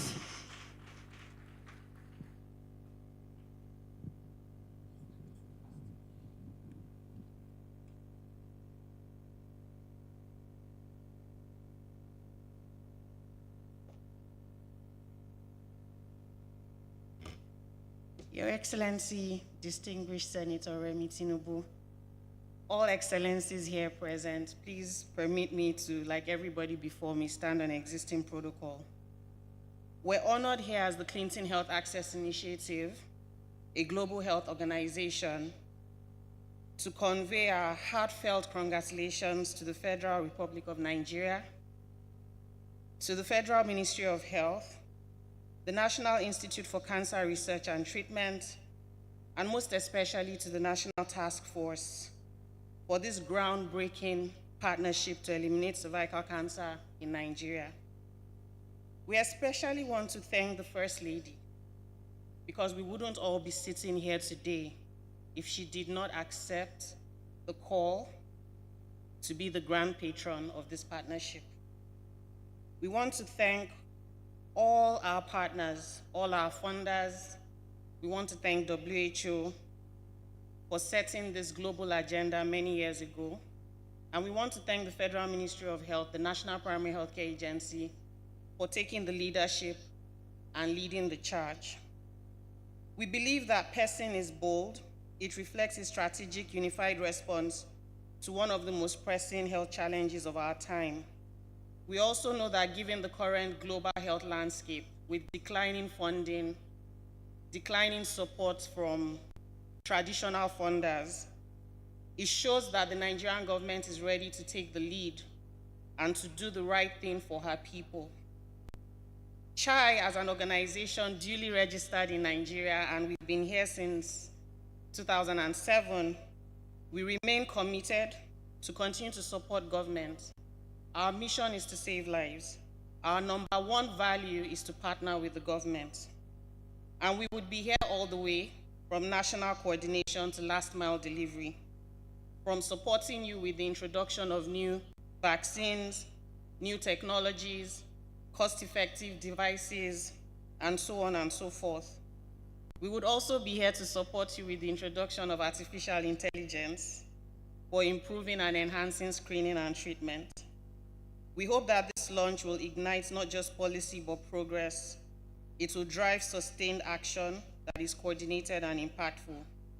Because when we all align and collaborate, we don't just improve systems, we actually save lives. Thank you. Thank you very much, Dr. Olufunke Fashewe. Thank you for that. But your own PECCIN, another 1 billion, because you exceeded the 1 minute. All right, let's move on to the next speaker. I'd like to call on UTAD, representative of UTAD, please. A round of applause for Ademola Oshigbeson. He is the source and lead, access and regional manufacturing. Please, 1 minute, we crave your indulgence.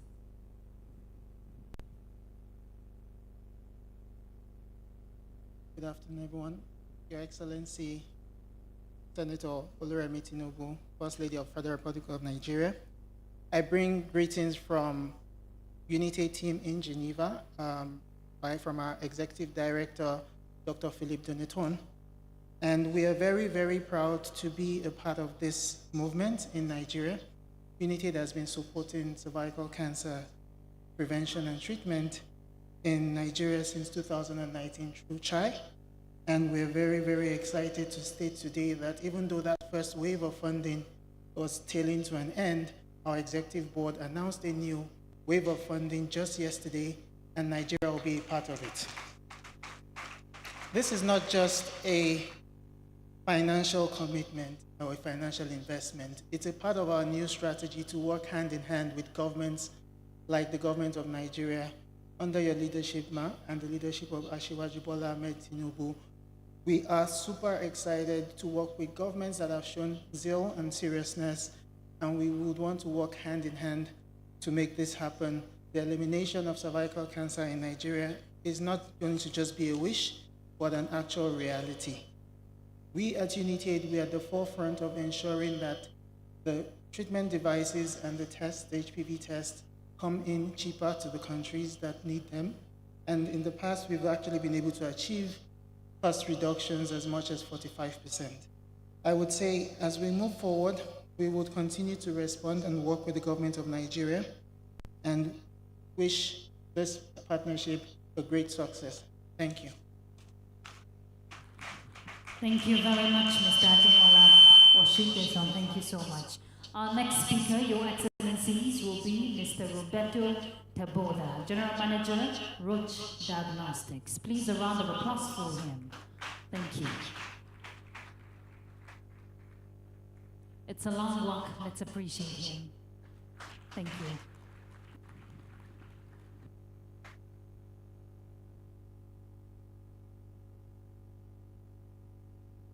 Yes, thank you. Yeah, it was a long walk. Well,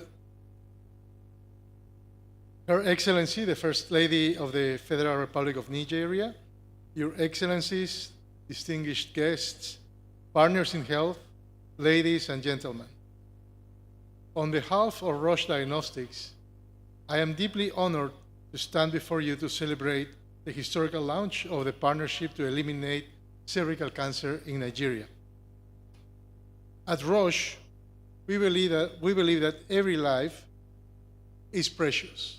We've heard a lot of numbers today, but we have to remember that every woman that dies of cervical cancer is a mother, is a daughter, is a friend, is a wife that is gone from a disease that can be prevented 100% through vaccination and proper screening. And that's where Roche can play a big part in this partnership to eliminate cervical cancer. Roche can provide the screening that is required by the WHO in terms of DNA HPV screening. And we are committed to be the partners that the government of Nigeria and your excellencies here need to make sure that no more women die unnecessarily of cervical cancer.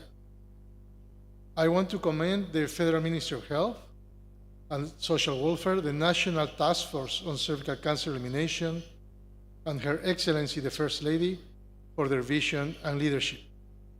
And as a committed partner, Roche is proud to support Nigeria in accelerating the access at affordable prices to early screening and accurate diagnostics for HPV DNA testing.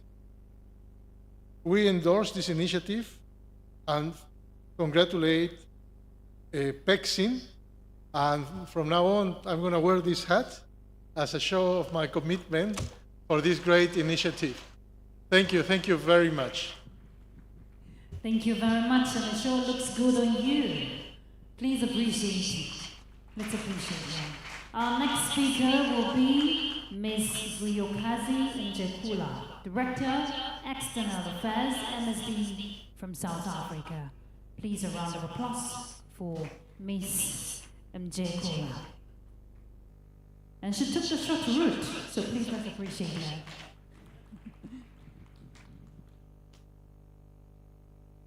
Good afternoon. It is such a pleasure and honor to be here.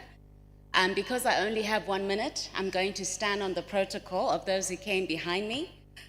Nigeria is an incredible country, and I think the launch of this coalition and initiative is testament to that. When Nigeria does something, it does it big.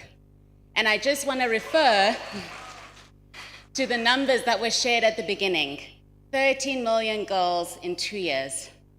Ladies and gentlemen, prior to the start of Nigeria's HPV program, 6 million girls were vaccinated across Africa. In 2 years, that number has been tripled because of the impact in this country. And so I want to congratulate you heartily. As MSD, we are proud to be the manufacturers of the HPV vaccines that are used in this country's program and in 26 other countries on the African continent. I also want to talk about our commitment. Dr. Zainab spoke about collective responsibility and a call to action. I know that in my home country, and in fact, I believe it's an African proverb, if you want to go quickly, go alone, but if you want to go far, go together. But I believe with the passion that I've seen in this room today and amongst all the members of this task force, we are going to go together, we are going to go far, and we are going to go quickly too. And as MSD, our commitment to you is this. We will continue to ensure supply of high-quality HPV vaccines in Nigeria. We will also ensure that there's improved accessibility and affordability to these vaccines going forward so that every woman who can benefit is not hindered from doing so in any way. We will also continue to work with the government as well as civil society organizations and scientific leaders to speak the message of awareness, vaccine acceptance, so that we can improve our vaccine coverage rates. And we will continue to cooperate and work with you all as part of your coalitions and in these convenings to lend our voice, our support, including financially, to this incredible cause. Congratulations and thank you so much for having us as partners. Thank you very much, Ms. Njekula. Thank you. And she forgot to add that they will send these vaccines at subsidized rates to Nigeria. Am I correct? Okay. Our next speaker will be Mr. Yusufari, Deputy Director, Immunization, Gates Foundation. Please appreciate him. Thank you.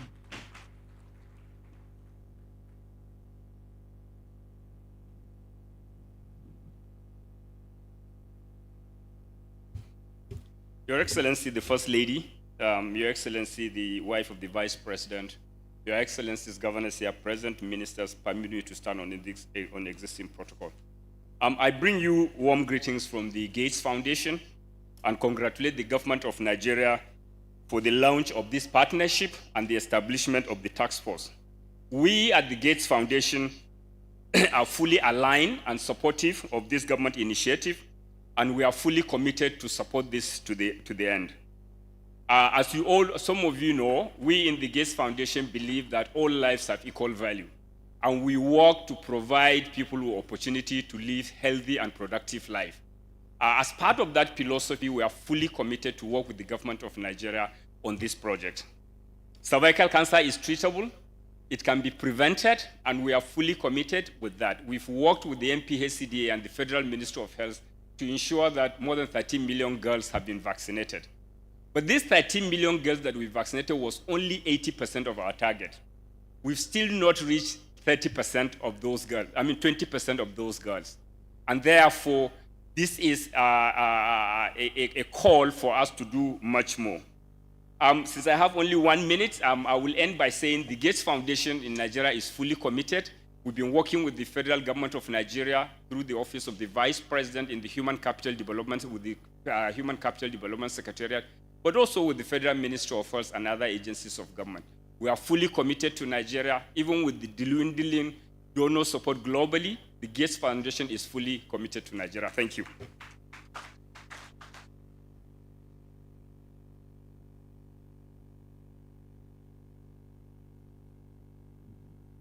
Thank you very much, Gates Foundation, for rounding that up on a very happy note.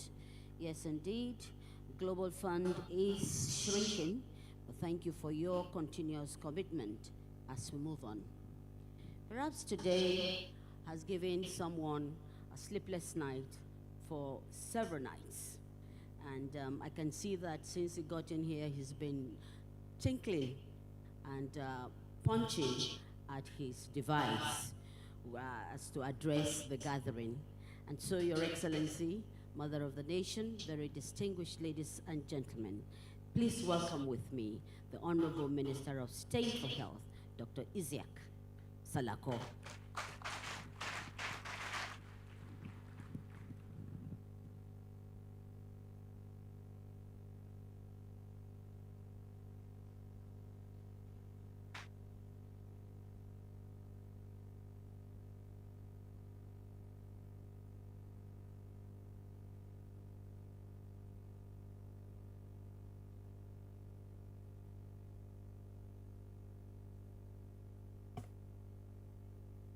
Your Excellency, Her Excellency Senator Oluremi Tinubu, CON, First Lady, Federal Republic of Nigeria, Your Excellency Ajia Nana Shetima, wife of the Vice President, Your Excellency, the wife of the Deputy Senate President. Permit me, because of time, to say all protocols duly observed, but I must recognize the chairman of this task force, who incidentally is my teacher, Professor Isaac Adewale.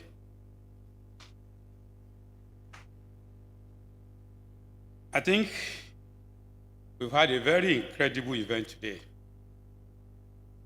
and it is a great honor for me as Minister of State for Health and Social Welfare to deliver this special remark at this historic event, the official launch of the Partnership for the Elimination of Cervical Cancer in Nigeria, spearheaded by the National Task Force for the Elimination of Cervical Cancer and enabled by the ever-supportive Mother of Nigeria, our Chief Public Health Champion, Her Excellency Senator Oluremi Tinubu, CON.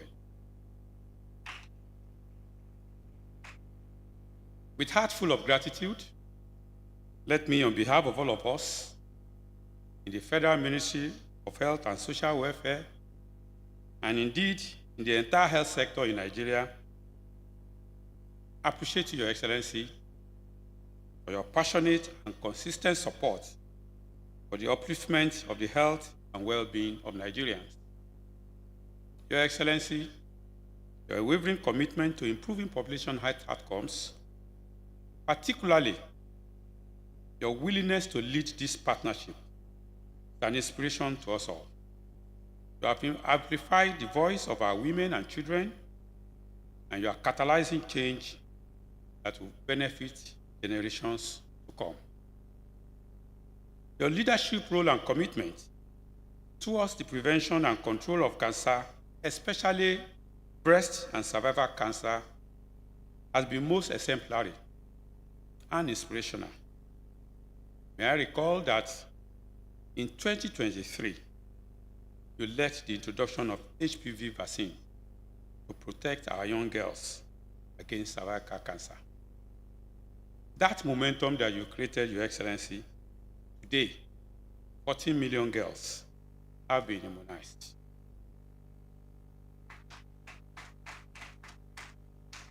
You also mobilized African first ladies to Abuja to spotlight global attention, create awareness, and mobilize resources to combat cancer.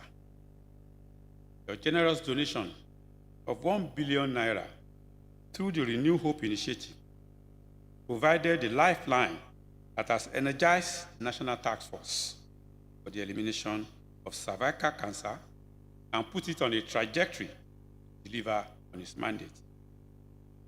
Your Excellency, Ma, we remain ever grateful for this unparalleled support.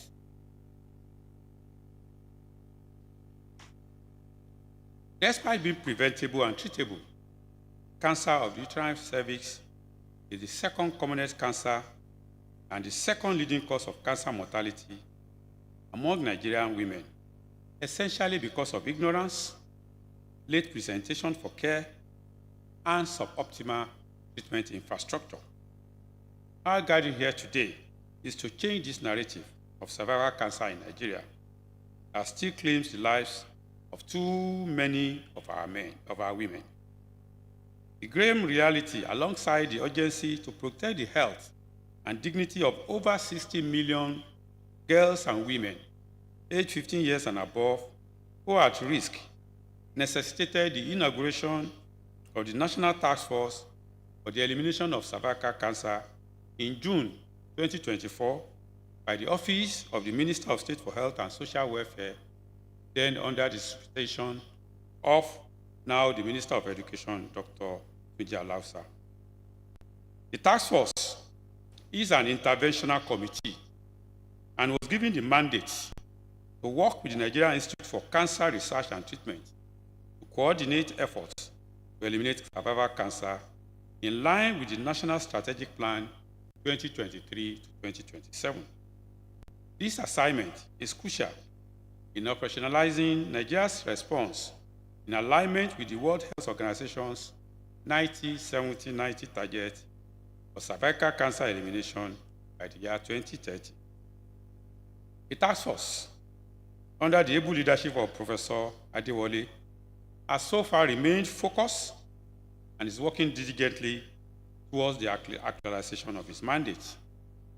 From developing a concise policy brief to properly situate the challenge and inform key stakeholders, organizing high-level advocacy visits, including to Your Excellency, and today, in less than a year, putting together this partnership launch, not only to mobilize across society support, but to also unequivocally demonstrate that the agenda to eliminate cervical cancer from our society by 2020-30 has a role for everybody.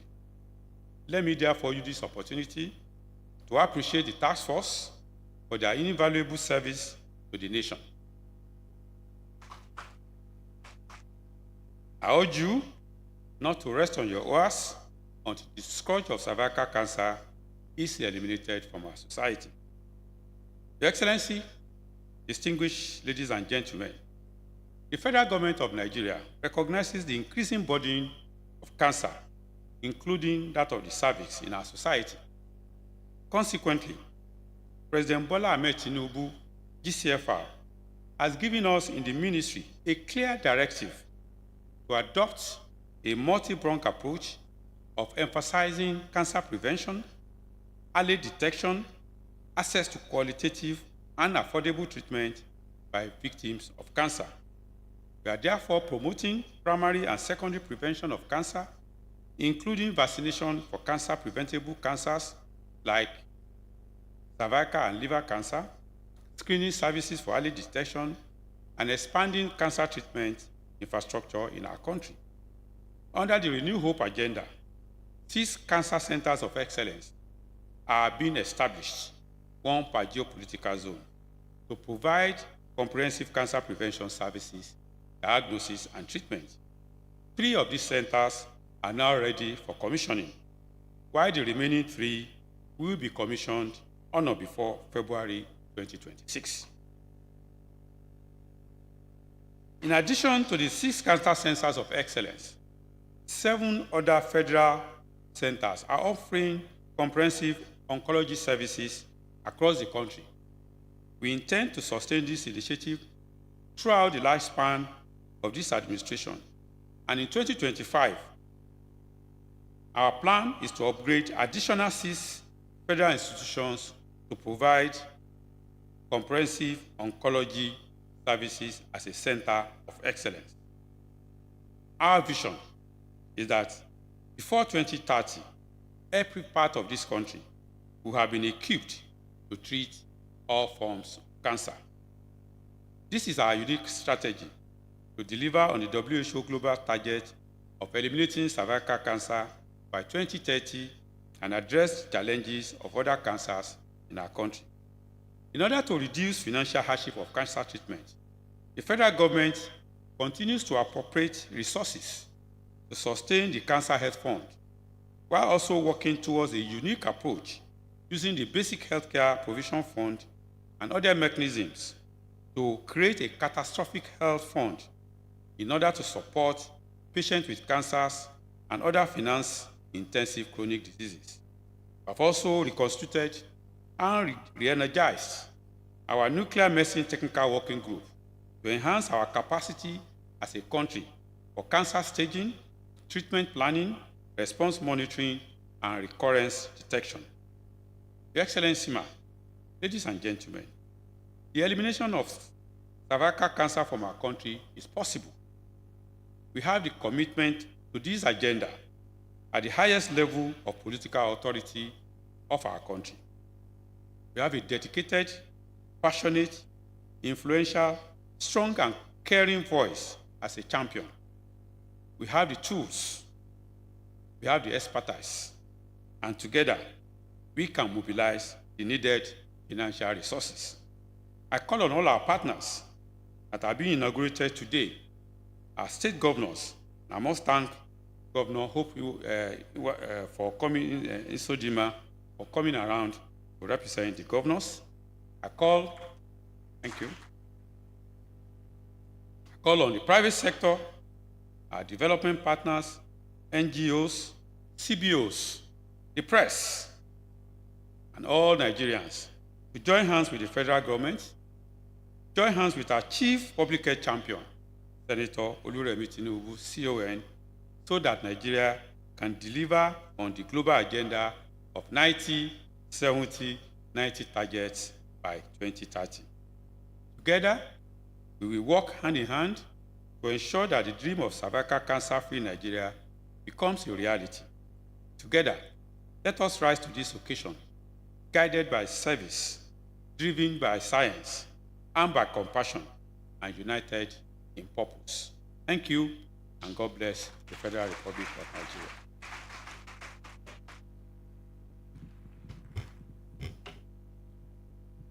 Thank you very much. Let's appreciate the Honorable Minister of State for Health and Social Welfare, Dr. Isiaq Salako. Thank you. Your Excellencies, in 2020, if you recall, the WHO started a commitment, to endorse and provide support for the elimination of cervical cancer, and we're seeing the target get close 2030. So it's only best and appropriate that we hear from the Global Authority of Health. We have a statement, from the Director General of WHO. If that is ready, let's have that played.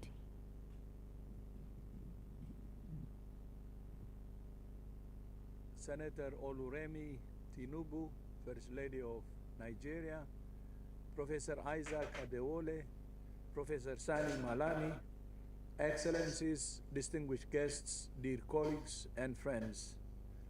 I congratulate you on the launch of Nigeria's partnership to eliminate cervical cancer. I thank Her Excellency, the First Lady, for her leadership and for catalyzing this partnership with a landmark investment. Your commitment is sending a powerful message across the continent and beyond.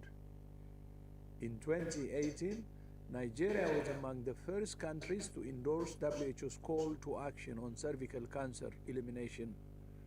And in 2020, you joined WHO in launching the global strategy on cervical cancer elimination.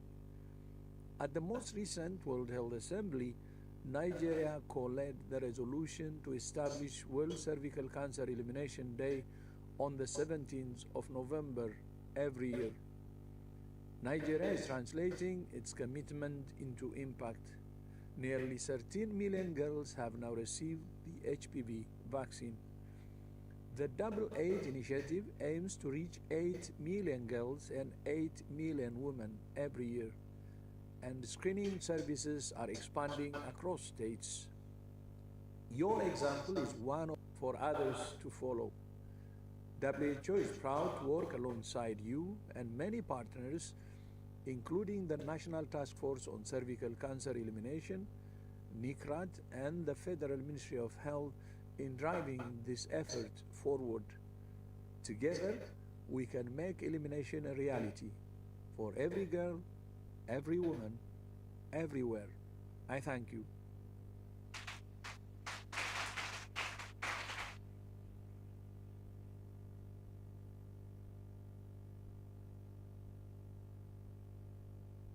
Of World Health Organization sending in that endorsement and support, and well, we hope that the collaboration between us and WHO would continue. At this moment, we're going into the very crucial stage of the event, and that is the formal endorsement of the Nigeria Elimination Plan by the PECCIN partners. We are going to start with PECCIN, which is Private Sector Alliance of Nigeria, and I'd like, before I call you up, I'd like to invite our dynamic secretary, who has been going back and forth on this, Professor Malami. Please, can you take the stage?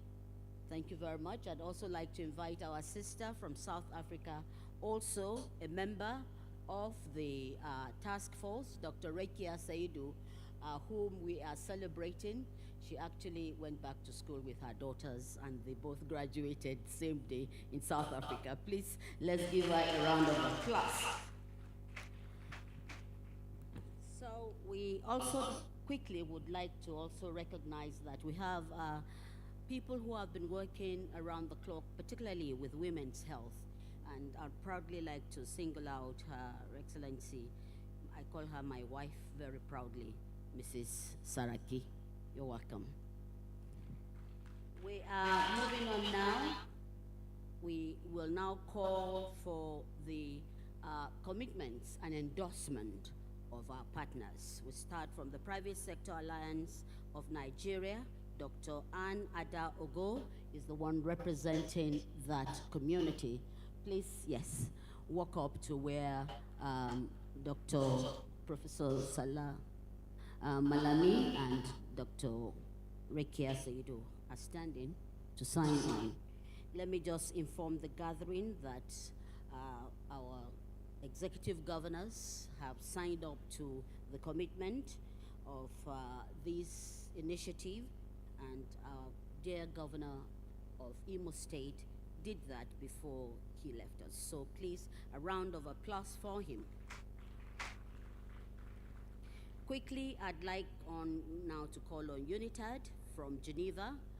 Our brother, Mr. Ademola Jigbeson, is the one who is representing UNITAD, and UNITAD has made a lot of commitment to ensure that what we are witnessing today is a reality, not just a formality of what is happening.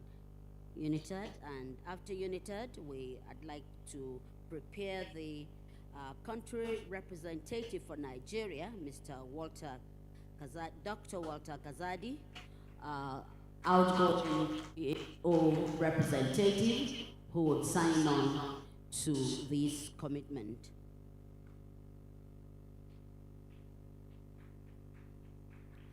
Thank you. I think we need to raise the bar of the round of applause.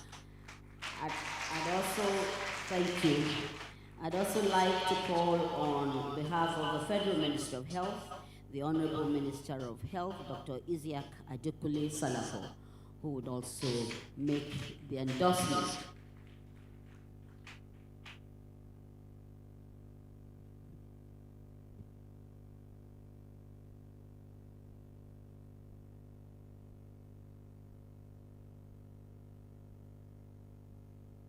Thank you very much, WHO. A round of applause for our brother that has worked tirelessly to serve in every nook and cranny of Nigeria.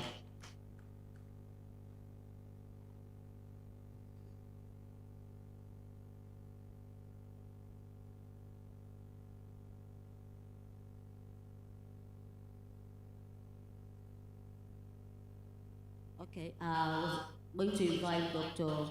Shoti Mary to also join that group. You can see that line up. And on behalf of all of us, Your Excellencies, all very distinguished ladies and gentlemen, Mother of the Nation that has shown practical commitment to what we are doing today, would like to invite you most humbly, ma'am, to please sign on to this commitment. Ma'am? She, on behalf of Renewed Hope Initiative. We have a secretary, okay, ma'am. Thank you. Okay. The secretary of the Renewed Hope Initiative, Her Excellency, the wife of the Executive Governor of Imo State, Barrister Uzodimma, will sign this document.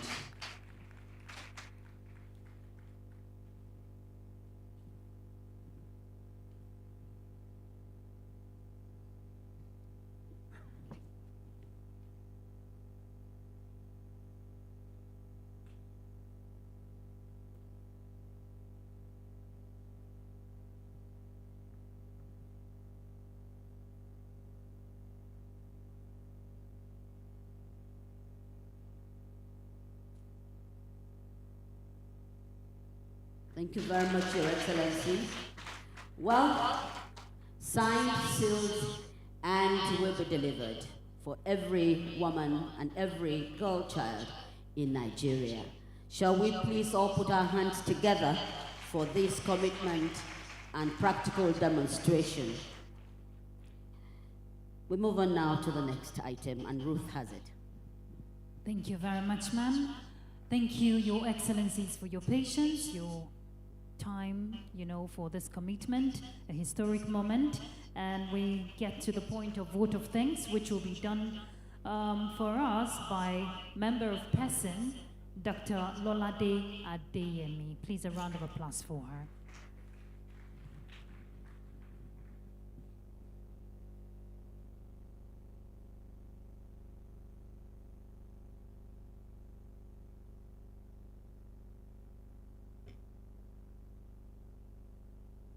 One of the most important things in our lives is the way we spend our time. So we would like to thank each and every one of you here today for the gift of your time, money, and other resources yesterday, today, tomorrow, and particularly for all time. But beginning with our mother, the First Lady of the Federation, Senator Oluremi Tinubu, CON, Her Excellency Haja Nana Shetima, wife of the Vice President of the Federation, the wife of the Deputy Senate President, wives of the governors and the service chiefs, Her Excellency Mrs. Choyi Saraki, my minister, Dr. Adekunle Salako, the Permanent Secretary of the Federal Ministry of Health and other ministers, the Governor of Imo State, His Excellency Hope Uzodinma, our partners, members of the Diplomatic Corps, and my chairman, Professor Isaac Adewale, and the entire National Task Force for Cervical Cancer. Please give yourself a round of applause for all you have done. Our distinguished guests, all the CMDs,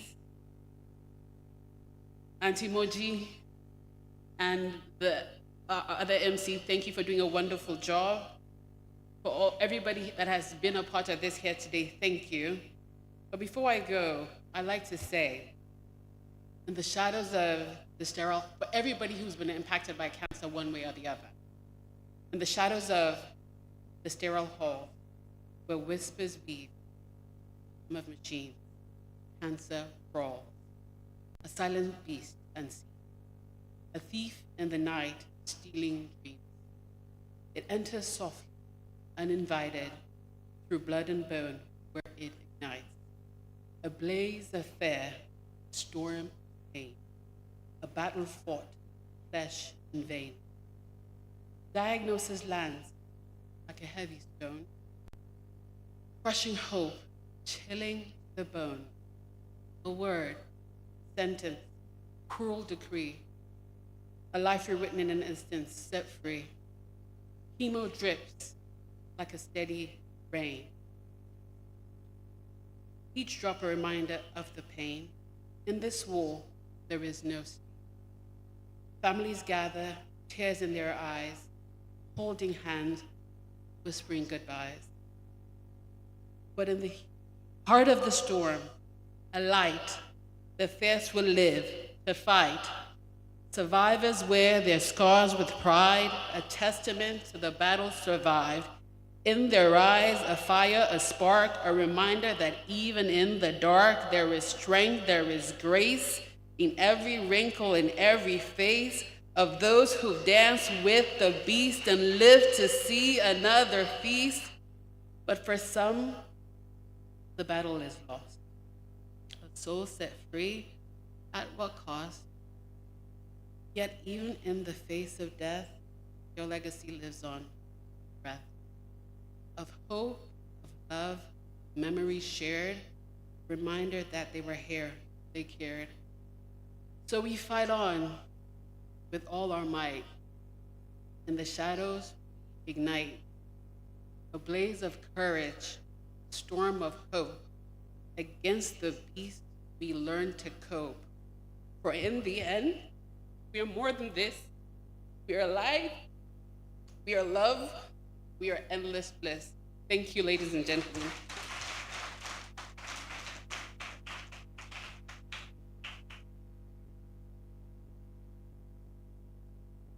Thank you, Dr. Lolade.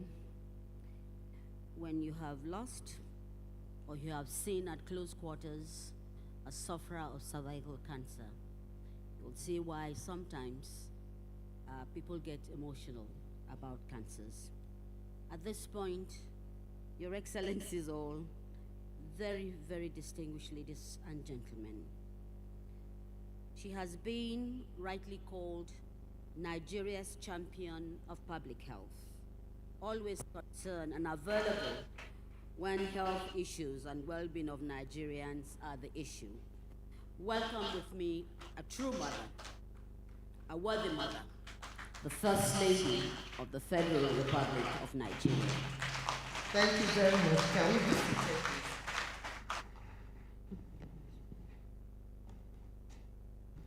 The wife of the Vice President of the Federal Republic of Nigeria, Hajia Nana Shetima. The wife of the Deputy Senate President, Hajia Leila Barau. The wife of the former Senate President, Irelutoyin Saraki. First ladies of various states present and former first ladies, National Assembly members here present, I'd particularly like to recognize the Chairman House Committee on Health, Honorable Amos Magachi, wives of members of the National Assembly here present, ably led by the wife of the Deputy Senate President and also the Secretary to their forum, Mrs. Adiola. Honorable ministers here present, the host minister, Dr. Isaac Adekunle Salako, the Minister of State for Health, Minister of State for the FCT, Her Excellency Dr. Maria Mahmoud, Minister of State for Education, Dr. Sweba Said Ahmad, wives of ministers here present, led by Mrs. Rachel Umayi, Your Excellencies, members of the Diplomatic Corps, and development partners here present, including, I particularly like to recognize the outgoing country representative of WHO, Dr. Walter Kazadi Mulumbo. Thank you so much, sir. Thank you for all you do for our country. We celebrate you. Your love for Nigeria is really infectious. And I was talking to the minister, we still owe you that chieftaincy title, honestly. God bless you. The Chairman, National Task Force on Cervical Cancer Elimination, and the former Minister of Health, Professor Isaac Adewale, and the entire team, particularly the Vice Chairman, Her Excellency Zainab Shinkafi Bagudu, who also is the Chairman of the Organizing Committee and the Vice Chairman, wives of service chiefs present, National President of the National Council for Women's Society, Princess Edna Zuka, distinguished guests, ladies and gentlemen of the press, ladies and gentlemen. I am delighted to join you today at the launch of the partnership to eliminate cervical cancer in Nigeria. This is indeed the beginning of a transformational journey in the health and dignity of Nigerian women and girls. Cervical cancer is the fourth most common cancer among women globally. In Nigeria, it is the second most common cancer after breast cancer, and it is a silent killer, and one that strikes hardest at the most vulnerable women. Yet this is a cancer that is preventable. I am glad that this partnership aligns with the renewed hope agenda on health of His Excellency President Bola Ahmed Tinubu, GCFR, to promote the health and well-being of Nigerians, particularly eliminating cervical cancer as a public health threat for women across the nation. Nigeria has shown that it is possible to eliminate cervical cancer by 2030. Last year, Nigeria made a breakthrough by launching the human papilloma virus vaccine, HPV, nationally, protecting over almost 14 million girls in just 9 months. This success was led by the Federal Ministry of Health and Social Welfare and the National Primary Healthcare Development Agency, with support from global partners such as Gavi, the Vaccine Alliance, the Gates Foundation, WHO, and UNICEF. I thank all our partners for standing with us, but we cannot stop there. We must build on this momentum and expand HPV screening, scale up treatment through innovative, cost-effective technologies, and establish these services where they matter most, in our primary, secondary healthcare facilities. Eliminating the cervical cancer requires collaborative action. State and local governments, as well as healthcare professionals, must all prioritize women's health. Also, our schools and educational institutions need to be champions of immunization. In addition, it behoves on our religious and traditional leaders to advocate for truth and science. And yes, funding and a lot of resources is needed. That is why through the Renewed Hope Initiative, RHI, we have committed 1 billion naira to this effort. I call on all our state governors, business leaders, and development partners to join in supporting this laudable initiative. Together, we must invest in a future where no woman dies from a disease that is preventable. I commend the Coordinating Minister of Health and Social Welfare, Professor Mohammed Ali Pate, CON, and the Honorable Minister of State for Health and Social Welfare, Dr.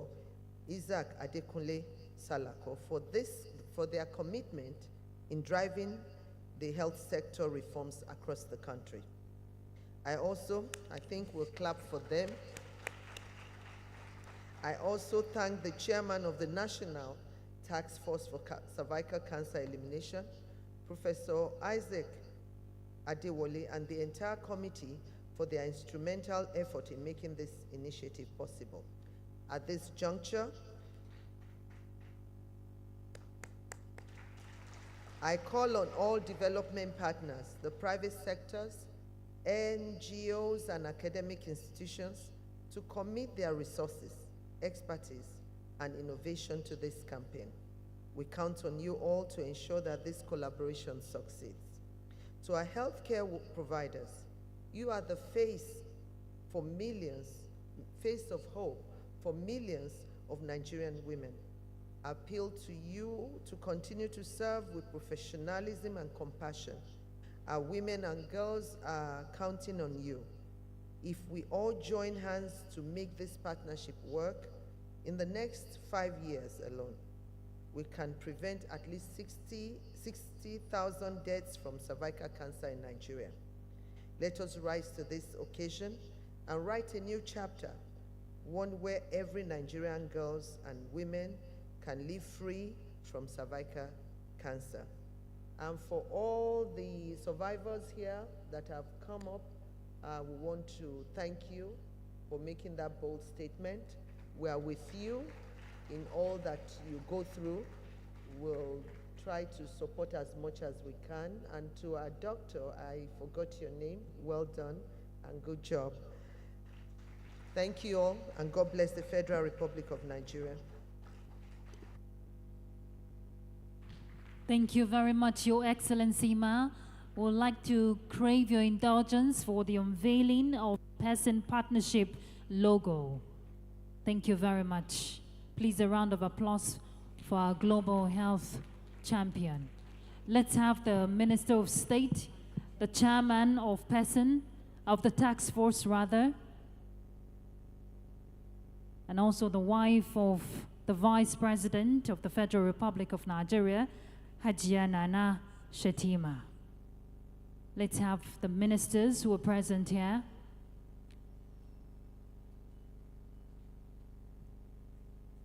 Let's have the Secretary of the Renewed Hope Initiative, the development partners, please. Let's have the development partners.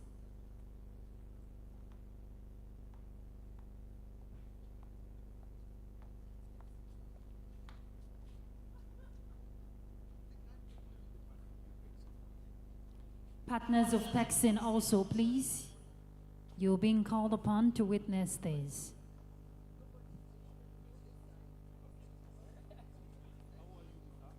Okay, partners of PECCIN, please. Let's hold on the partners of PECCIN so we don't overcrowd the stage. Let's have the first set of persons being called, distinguished guests being called.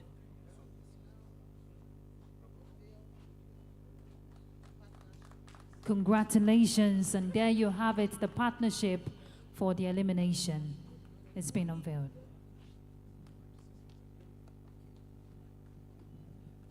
The partnership to eliminate cervical cancer in Nigeria, PECCIN, an initiative of the National Task Force on Cervical Cancer Elimination. Together, we can eliminate cervical cancer in Nigeria. Do we go ahead? 60 million women at risk. Every day, 22 Nigerian women lose their lives to cervical cancer, a preventable and treatable disease. Did you know women living with HIV faces a 6 times higher risk? Cervical cancer is the second leading cause of cancer deaths among Nigerian women. So we congratulate PECCIN. Well done. And please, Nigerians, support them. God bless you. Thank you very much, Your Excellency, Ma. Thank you for showing that demonstration and commitment. And the next call will be PECCIN partners. But Ma, before that, we'd like to crave your indulgence for the presentation of the National Cervical Cancer Elimination Plan for Nigeria, the book, the presentation of the book.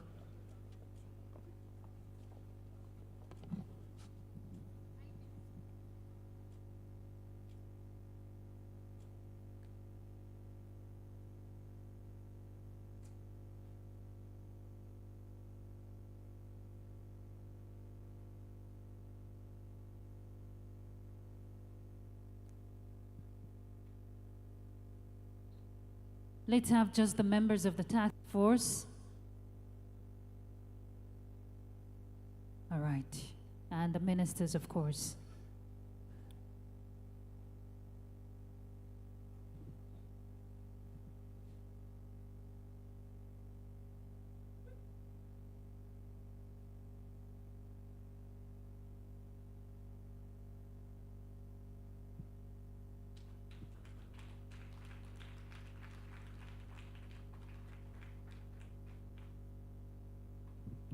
Thank you very much. Thank you. Congratulations to PECCIN. And yes, the movement has begun. It is a call to action. With this commitment, with this demonstration, we all have a stake. Thank you very much and congratulations to Nigeria. Please, a round of applause for Her Excellency for this demonstration to commit to eliminate cervical cancer in Nigeria.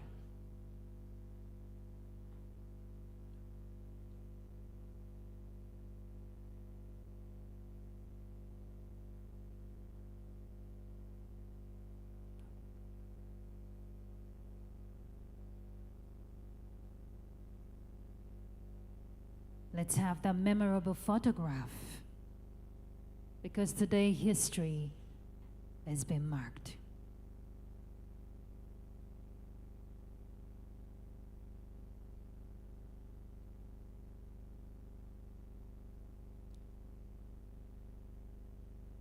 And congratulations once again. Please, a round of applause.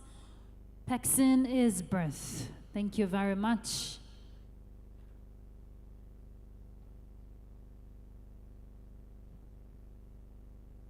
We want to appreciate all the partners of PECCIN and, of course, those who have continued to show commitment to Nigeria to help the nation eliminate cervical cancer. And Your Excellencies, we have come to the end of today's event. And while we're still upstanding, I crave your indulgence, Your Excellencies. It is time. Okay. Can we please clear the stage? Thank you. All right, let's have the national anthem. Thank you very much.